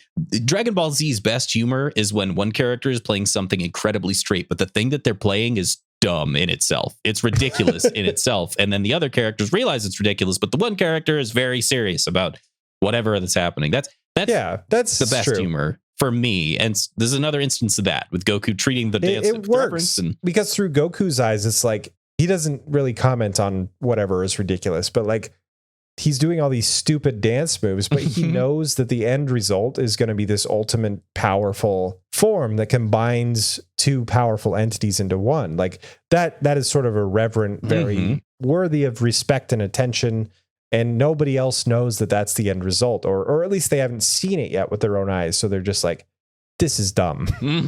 We should have a name for whatever that kind of moment is, because DBZ does it a lot. And I think almost every single time it lands for me. I can't think of a single instance in which there's the seriousness, but then it's actually a ridiculous thing that it has not landed. The Ginyu Force did it with their stupid poses, and that landed. Having trouble thinking of other instances, but it happens a lot. Those are excellent. Those are the standout ones. So then Boo blows up another city, and we get our outro. Was all my next note. I think that's all that happens. Yeah. Episode 248. The Japanese title is "See You Later, Everybody. Goku returns to the other world." The American title is "Goku's Time Is Up." My title is Boo's Big Day In. Oh my God. You would think that this episode's about Goku, and it is a little bit, but this episode's mostly about Majin Buu. Yeah. As is the following one. The following episode is one of the most morally strange things that I've ever had to cope with in Dragon Ball Z. All right, so we start on the Kami Tower. We kind of recap the fusion description. Goku is noticeably like under duress. He's sweating. They're drawing his character a little bit different. Yeah, he's got little beads of sweat on his face, and the only one that's really picking up on it is Piccolo. They demonstrate the fusion dance with Piccolo because Goten and Trunks don't understand what doing something symmetrically means, which I thought was kind of funny. Yeah. The way that Trunks delivers that line. They don't understand mirroring. They don't understand symmetry. Yeah. So they have Piccolo try it, and Piccolo hates it. He's embarrassed. He's perfectly playing it, that it's ridiculous. And it's so great that he's like, Goku, would you seriously have asked Vegeta to do this? Because I don't know. And like, I'm kind of curious too. We actually get an answer later on, but you get this question of like, would Vegeta have done it? It's kind of ridiculous, but also the end result is something I feel like Vegeta would be very on board for. They line Goten and Trunks up to do the fusion dance. So there's a nice little attention to detail where they actually do a good job of like mirroring the poses and things like that. Goten, you can see just as an audience member that Goten's arm is a little low. And like the second you see it, Goku calls it out, raise up your arm a little bit. So they're very dedicated to the detail in this stupid fusion dance, getting it exactly right. Goten and Trunks try it and obviously don't get it right. Chi-Chi's still knocked fainted in another part of the tower. Ox King talks to Baba, fortune teller Baba, who's like, oh, Goku's going away very soon. And they're like, oh, crap, we got to get Chi-Chi awake so she can say goodbye to her husband. Otherwise, she's going to wake up to another one of her boys gone, which is like, the way that Ox King delivers it, I don't know. It just works as like this nice little emotional moment. At least for me, it was very nice. It was really quick for me. I wish they had more time to spend on it, but it's the TV show. They do, yeah. Chi-Chi's whole part in these next, she gets like 2 scenes and they're very rushed. Right. Yes. The whole, we'll get there. So Majin Buu is just blowing shit up and he says, now I'm sleepy. I'm going to kind of jump through this because there's a lot that happens. Go ahead. The Japanese version of Buu is so much better than the English one. I just want to reiterate that. So Buu finds a city and decides it's more like a village. And he decides, I'm going to sleep here. This is a good place for me to sleep. He stops in front of a truck and asks the guy in Japanese if he looks cool. And the dude is like, no, you don't look cool. Get the fuck out of the way of my truck. I'm trying to deliver milk. It's not that different in English, to be honest. It's okay. This part is not. No. Yes. He knocks the truck out. Oh my God. It's an amazing piece of animation. Actually, for some when he reason, punches in the truck. Yeah. It like goes into a house and then the truck flips up and then crashes on top of the house again. Like it looks amazing. It's awesome. It's like 45 frames of this truck crashing. I think it's where they spent most of their time is on the truck break. I noticed that too. I was like writing notes and I had to stop and watch the truck because it was a lot of attention to truck. So Buu decides, all right, I need a house. So he raises all the people of the village up into the air, just like he did before when he turned them into gobstoppers. But this time he turns them into clay and then begins hand building a house out of people turned dead to clay.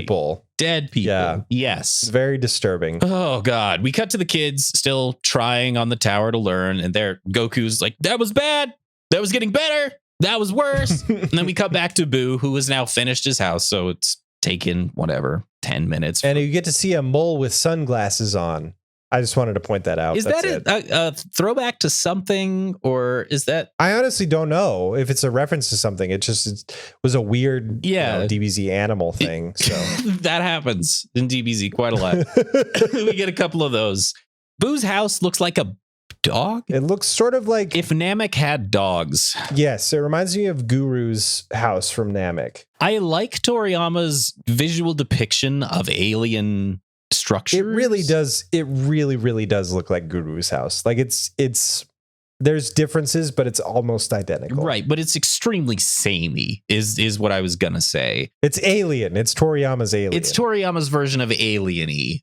I guess I'm just used to it. Part of me wants it to be a little different because Majin Buu is different, but maybe the entire rest of the universe has a standard for how their construction works, and Earth is just weird. Toriyama does have like a really integrated style of buildings. Like he likes the curves. He does. He likes dome-esque things. Man, it's almost like iPhone curve design. It's like that sleek little Apple. Kind of design. Yeah.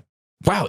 Anyway, it like almost fits in modern times from a design standpoint because of how we've all kind of gotten on board the curves. Like think of how Teslas look. Yeah, that's the thing is Toriyama is ahead of the times. Like he's doing this in 2002. Here we are in 2022 being like, ooh, I want to live in that Majin Buu house. Well, I think he made this episode in the 95 or in 94. Oh, you're right. You're right. I was thinking of the American air date. Yeah, so he's so far ahead of his time with this. Yeah. So credit, I guess. And that's even the anime. I don't know when the manga aired. Right. Yeah. Was released. Yeah. I just got a mental image of Toriyama putting a box full of manga out, just books, and he throws them into the crowds. Into the air. Here it is. Ha-ha. Yeah. So, oh God, this is weird. And I thought about it for 2 seconds. The 2 seconds that I didn't use to think about it when I was actually watching it.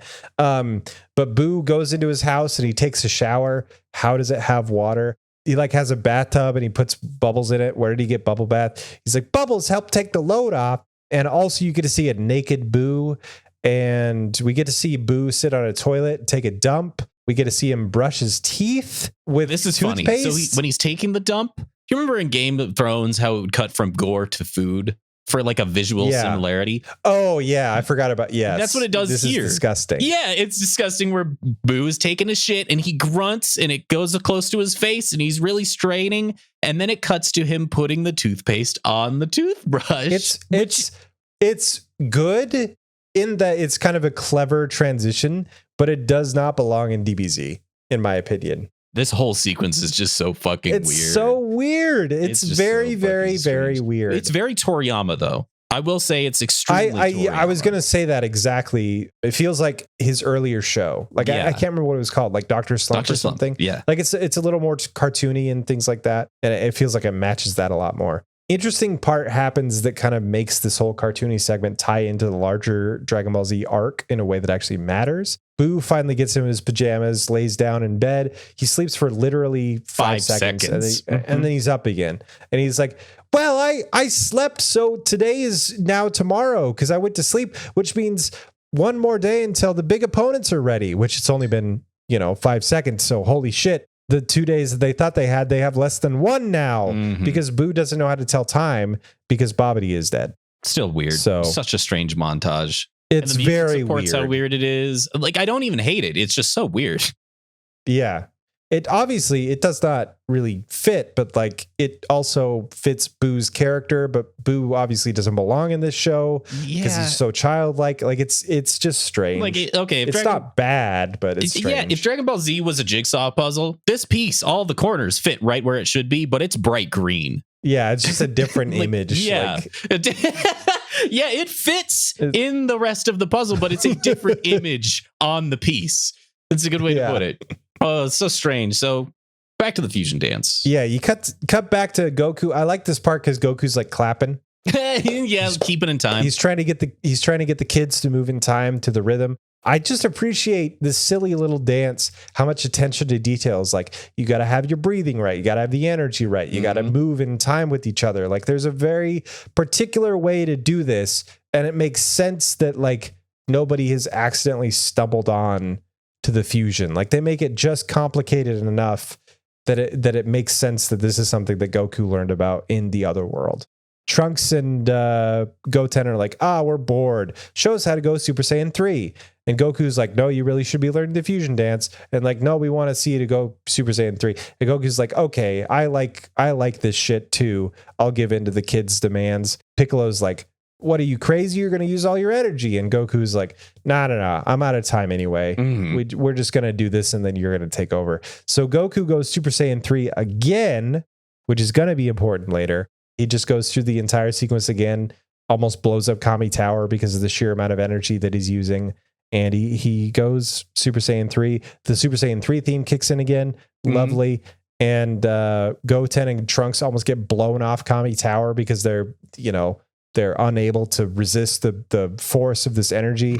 And it cuts to a wide shot of Kami Tower. You can see him hanging off just like little specks in the wide shot, which is lovely. That's it. You get to see him.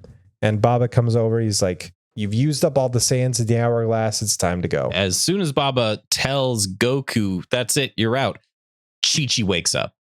Just right on cue. Luckily, yeah. And this is when we have kind of a little bit rushed goodbye.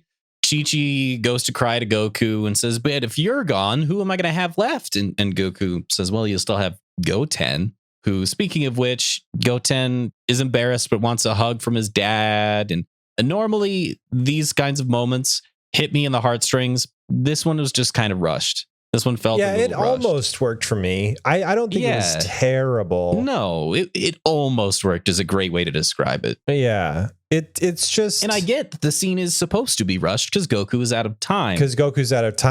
But like everybody like tries to get a moment with Goku.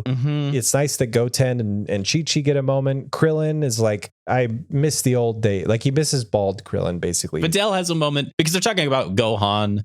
Yeah, Videl has a great moment. Videl, even though it's fast, God, I want this show to be about Videl so bad because everything Videl says is amazing. I mean, she's just been consistently great. She feels in her heart Gohan's still alive, and Goku doesn't outright dismiss it. Yeah, he says, I love how much you feel for him or something, like validates her feelings. That is the most impactful part of this entire section for me, is what Videl says. The Goten wanting a hug and getting emotional, and Chi-Chi getting emotional. There wasn't enough time for those, but Videl has only had little moments. This one just makes sense to me that Videl only gets a little moment, and it feels perfect because of that. And it feels perfect. It's great. And Goten, I really like this moment with Goten where he gets one last hug with his father.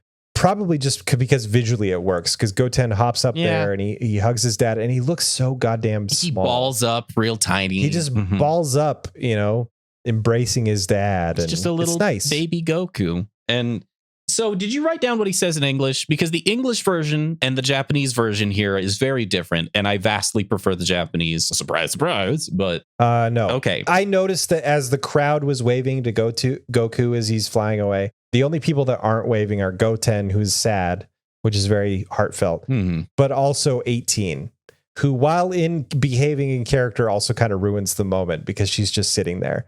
So the only people that aren't waving Goku away are Goten and 18. Well, she doesn't give a shit. That's I hilarious. know, but like if it was everybody except Goten, it would be like, oh, poor Goten, he's sad that his dad is going away. But also 18, who just literally doesn't give a shit about Goku. Yeah, she should have at least had a hand up that wasn't waving, just hand up acknowledgement. Yeah, just something. Yeah, so that because my eyes went right to Goten, and I was like, oh, poor Goten. But then my eyes also went to 18. So in English, he says a little goodbye thing. Goodbye, everyone. It was great to be here. In Japanese, he says, let's get together again after you die, which is so perfect, Goku. And Krillin acknowledges and is like, of course he would say that. What an asshole. And it's perfect. If Krillin had responded to that comment, I could see it working in English. Right. But he doesn't. As it stands alone, the Sean Schemmel Goku, I don't think he would be quite that callous without a retort from somebody like Krillin to like acknowledge how ridiculous, inhuman it was to say something like that. Yeah. So,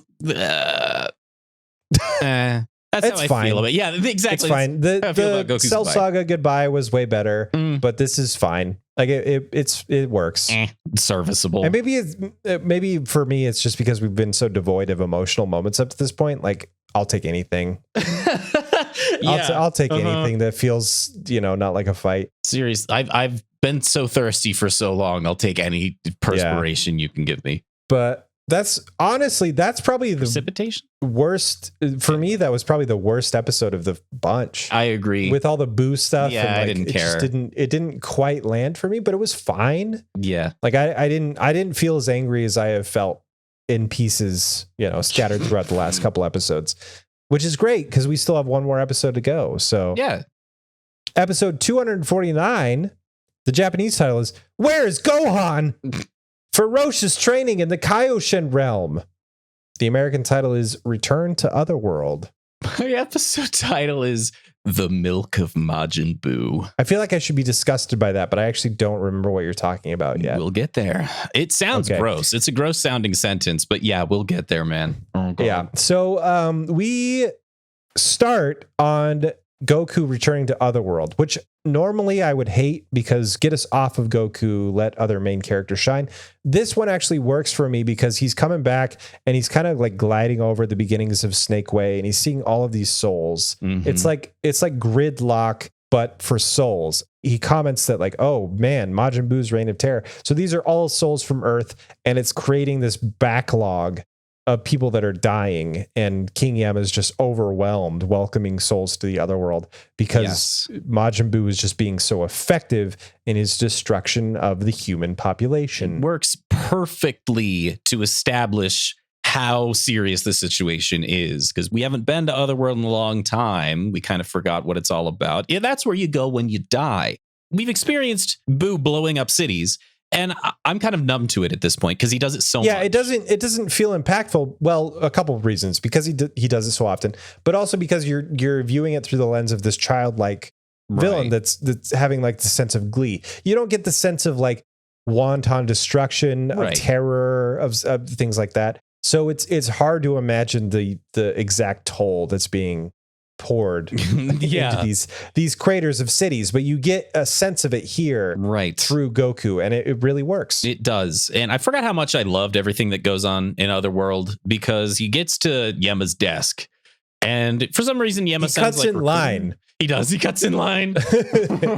Which he's allowed to. He's the only fucker with a body around here, so I'd let him cut in front of me if I was dead. And I love that you get these shots of like the workers of Otherworld who are like, I know it's been a long way, but you're dead.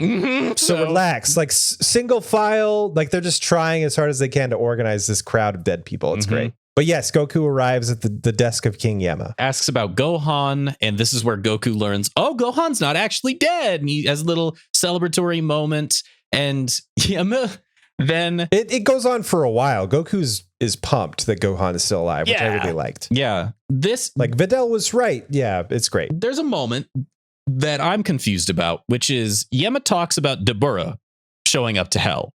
Fuck, this is the only part that I really didn't enjoy with Okay. this part. There's Because it makes no sense. so couple things. Scene first. Let me explain what happens. Yema explains there's a guy who showed up that maybe Goku knows. His name is Dabura. He was a real handful. He was supposed to go to hell, but he would have enjoyed that. So instead, Yema decided to send him to heaven. Ha ha ha. It's kind of cute and funny.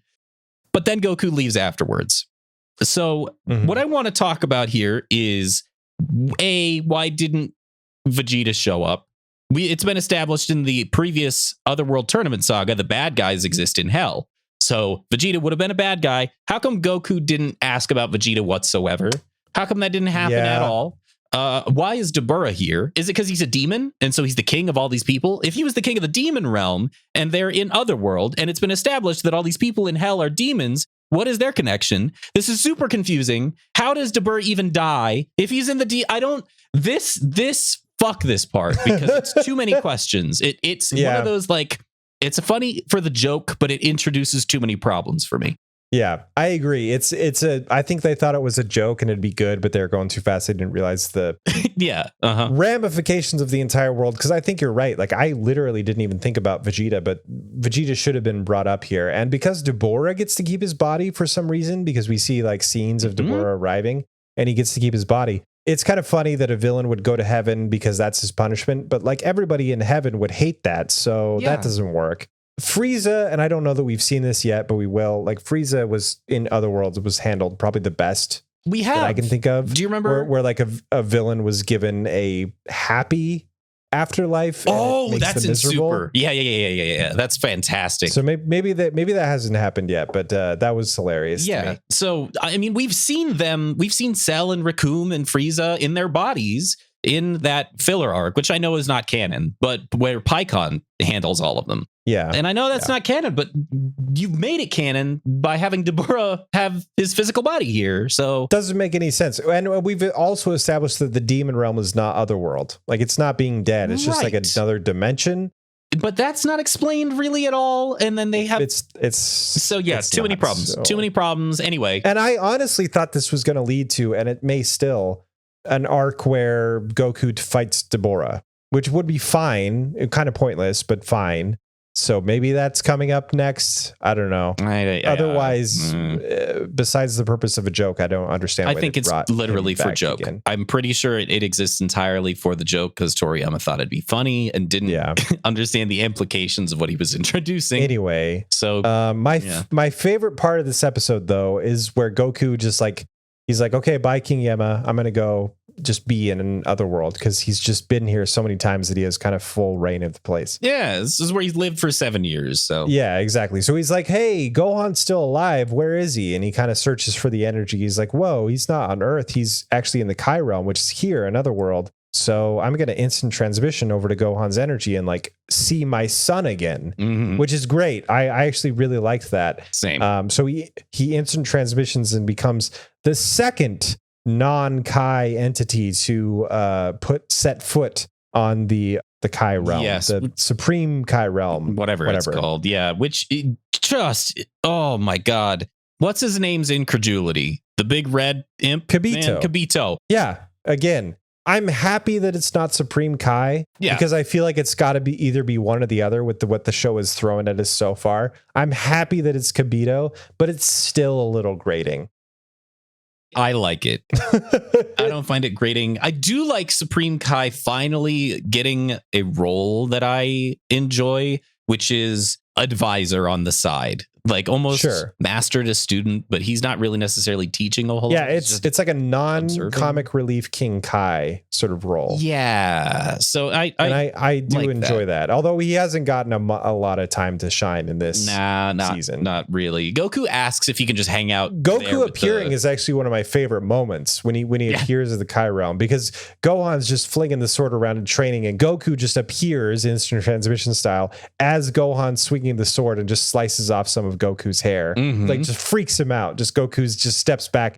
But yes, Goku requests, hey, Supreme Kai, can I stay here just until Gohan's done his thing? Gohan's not dead. I am dead. And I'll go to where I'm supposed to go, you know, when Gohan leaves, because he can't stay here forever, obviously. And Supreme Kai's like, yeah, what the hell? Go ahead. Kibito shits his pants about it. Which, of course. I know you find it grating, but I really, really appreciate I feel like you need it, but I still don't. It doesn't endear me to Kibito. I'll put it that way. I agree with you there. I hate Kibito, but I appreciate his role as it's fine. The role in the story is fine, but it doesn't make me like the character. Yeah, I'd rather he be dead. Yeah. And I do like that this gives a moment for Goku and Gohan. Like, it's kind of a fun meeting of the worlds. Like, it feels like the kind of thing that in the writer's room, they were going like, wait, Gohan's here. Can Goku just... And then they came up with this idea. Like, it's kind of fun. So Gohan and Goku get a chance to bond and like catch up and things like that, which is really cool. Yeah. Goku takes the sword for a while and flings it around and tries to get a handle on it. He doesn't do nearly as well as Gohan, but it still fucks the shit out of Kibito, is what I meant to say. And Supreme Kai. They're both just their minds and Supreme are blown. Kai. And of course, Goku asks for food. Yeah, they go get food. Because Goku. They go get food. In the subs, the subtitles of the show, 1 day has passed. 24-hour period as we cut back to Kami Tower. In the dub, they don't say anything about that. It just shows I didn't read that. Goten and Trunks in the bed at Kami Tower. Piccolo interrupts. He does the little horn blow of the summer camp to try to get him out of bed. He's like, I don't want you two resting again until you're one person, which I really liked. That was one of my favorite lines. You're at Piccolo's training camp now, children. It's good. It's great. He gets all these old coaching habits back from when he was training Kid Gohan, which I love. Yeah. It's so good. They ask for breakfast, and Piccolo says, breakfast? You're having the fusion technique for breakfast. Yeah. Great Piccolo lines. Way better in English this time. Yeah. Yes. So it goes back and forth. You know, just pick the best one and go with it. So this is where the kids ask to see it again. We've only seen it the one time. Can you show us again? And there's a frame where it's a memeable frame where Piccolo looks to the left to pick someone out to help him demonstrate the dance. And his eyes go goat wonky, where his left eye goes all the way. I and noticed that. It's so fucking funny. It's such bad drawing. It's like maybe the only time that the drawing has been that bad and wonky in the show. It's really bad. Really funny. It's really fucking funny. So Piccolo asks Krillin to help him. And Krillin is like, nah, I don't want to. This is stupid. I don't want to do it. I'd pick anyone else for height reasons. Just because Krillin is like 3 foot nothing, the shorter 6 foot something, and like, how are they going to make that work? So here's how they make it work. It's a wide shot where you can see their entire bodies, and they do the wind up for the fusion dance. When they go to the ha part where their fingers touch, because we haven't explained this yet, but they like, we should do that. They kind of come together as they're saying few, and then they're really close to each other, and they say jeune, where they move their arms across their bodies to the other end, and then they say ha. Yes. As they sort of bend toward each other, their fingertips touch, and that completes the fusion dance. Yes, and so because of the height difference, the camera's perspective has to cut from this wide shot showing their entire bodies to only showing their faces and fingers touching. Their bodies would be contorted and fucked up. But in order to make the fingers touch right, they had to cut the camera up close. And I just thought that was absolutely hilarious that's how they made that work. Now we get to talk about the fun part of this episode with Majin Buu and the blind kid. Whoa. So what happens is the episode ends, and then there's this little mini episode that takes place that's non-canon and stars Majin Buu. And Majin Buu is just flying around, and he's like, hey, there's a kid. I'll go scare him. And Majin Buu lands in front of this kid, and he's like, boo. The kid is like, oh, fuck you. I'm blind. I don't know what's going on. He's got a good mood. The kid is really happy and upbeat. I like the kid a lot. Maybe this plays into Majin Buu's character in the future. And it did kind of feel like laying the foundation for something going forward. Yeah. It's just fucking weird. It's so compared weird to everything that we've got. Like, okay, like you could have taken the sexy girl scene and like laid just a tiny little bit of foundation here So when you got to the blind kid, it didn't feel so abrupt and jarring, because it does feel weird that Boo just doesn't instantly kill the kid. I have to disagree, because I have been taking Majin Buu to be the Japanese subtitles Majin Buu. And every time Majin Buu interacts with people, he's always asking, does Boo look cool? Does Boo look sexy? Does Boo look whatever? He's constantly seeking approval. So when he meets this blind kid, the blind kid can't see him, so he's not scared. Majin Buu heals the child's blindness. Yeah, he's like, hey, I'll give you eyes so you can be scared of me. And the kid is not scared immediately. And the kid just starts crying because he's so happy. And then it cuts to Majin Buu and the kid sitting on the edge of a cliff, just kind of talking. And Boo asks the kid if he's cool. And the kid says, I don't really know, that you're the first person I've ever seen, so you're pretty cool to me. It's this validation that Boo has never gotten from just a regular fuck. It's only been from Bobbity in this negative, kind of manipulative way. A regular person, I think, is probably a better way to say that. Okay, whatever. Yes. Child in the scene. I don't care. So Majin Buu's hanging out with this kid. The kid explains, I was going to go to market to buy milk, but I'm going to give you the money instead because you've healed my blindness. So here is a coin. Majin Buu predictably tries to eat the coin and can't eat the coin, so just throws it away. And then one of the most morally fucked up things in the show happens. Yeah. Majin Buu turns to the kid and is like, you want milk? I'll go get you milk, and just takes off. Majin Buu finds a guy. It's weird because the guy is a vendor. delivery He's a food vendor driver or something. Yeah. He's got a ton of boxes in the back of his truck as he's unloading them that say like, and it's weird because they have like little icons of what's in the box. They're not just generic. Yeah, there's boxes, like melons. but they say like pears and peaches and meat and things like that. Mm-hmm. So you would assume that there would be one called milk. But Majin Buu just lands and says, hey, asshole, you're going to be milk. And then he zaps him with his laser beam, turns him into milk. And the milk is like Boo milk. It says Boo milk on it. Majin Buu on it. Yeah, it's pretty hilarious.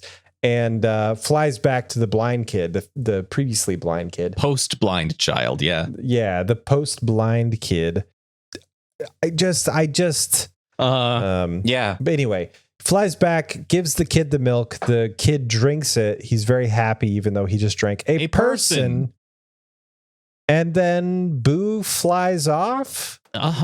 Yeah. And then just to remind the audience that Majin Buu is still a bad guy, he blows up a city and then says, Boo is cool. Yeah. That one moment of affirmation was all that Majin Buu needed to like propel him through the rest of his life, basically. Yeah. And so how do you feel about this whole moment? Because we've established it's weird. We've explained exactly why it's weird. And I think you can get how it is odd. How do you feel about this? I don't even feel like it was introduced in a haphazard way. I think you could have done this, but it just ended weird.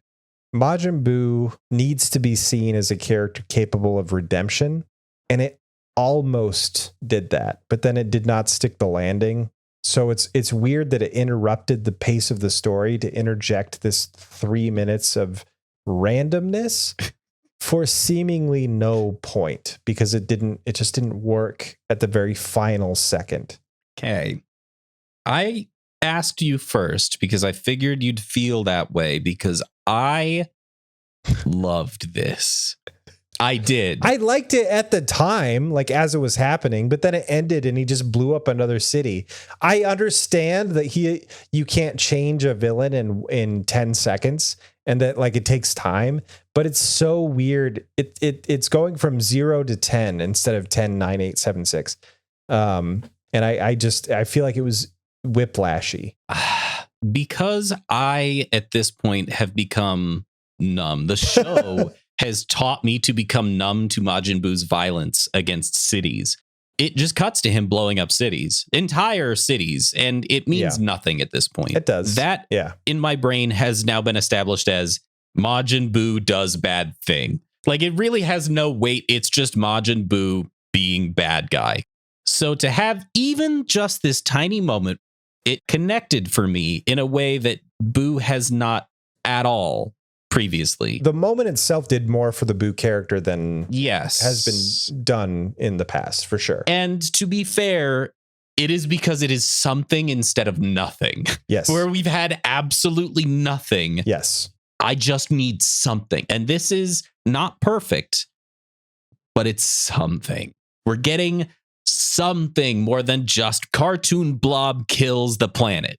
I agree. It adds a certain amount of depth to the Majin Buu character. I don't feel like it was as successful as it could have been, but it made me feel something for the character. Yeah, I think what so made that's it something. slide into working for me was the moral ambiguity of the child. Well, I drinking kind of human love that. milk. It like harkens back to like, I can't pinpoint a specific moment, but it reminded me of The Boys, where like this awesome thing, this good thing happens, but there's like a background of like horribleness to it, so it just makes you feel kind of sick inside. That show is very good at pulling off these moments. I never expected something like this from Dragon Ball Z, but it works really well. And I don't even know what the word is that I felt for this, because it's many different things at once. And so maybe that cacophonous maelstrom of tumultuous emotional response is why I want to point at it. Wow. I don't know, like four syllable words a bunch of times. We've got so many good descriptors for Dragon Ball Z in this episode. But then we cut to Gohan making progress with the Z sword and the episode ends. Yeah, that's it. I'm excited though. Like it's doing a good job building up the villain and building up the only defense that the Earth has. I'm happy that Goku is gone. I still like Goku. I like that he's getting time with Gohan, but like I enjoy what they've done with his character in this season.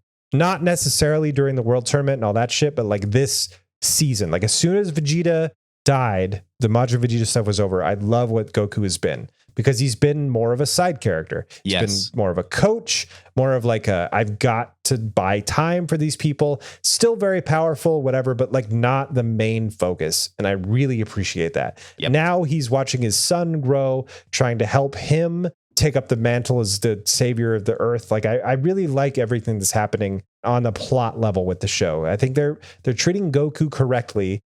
I know for a fact that we're going to U-turn. I'm going to get pissed off again. But for now, it seems like it's going in a really good direction. Yeah, I am troubled by how torch passy it is. That's what it feels like. It seems like they're really trying, but they keep pulling it back every once in a while. And so that's where I have mixed feelings, is they haven't fully handed off the torch quite yet. It's like they're reluctant. Toriyama's very reluctant to release his favorite character from the spotlight. And to this day, he's reluctant, like 30 years later, almost. And he is so reluctant. I feel like going forward, that's what our primary issue with the end of the series is going to be, that they never fully pass off that all of the seeds are planted, that this show is about Gohan. It's about the continuation. Even Goku saying, this is not my world to save anymore, is helping to till the soil of we're moving on.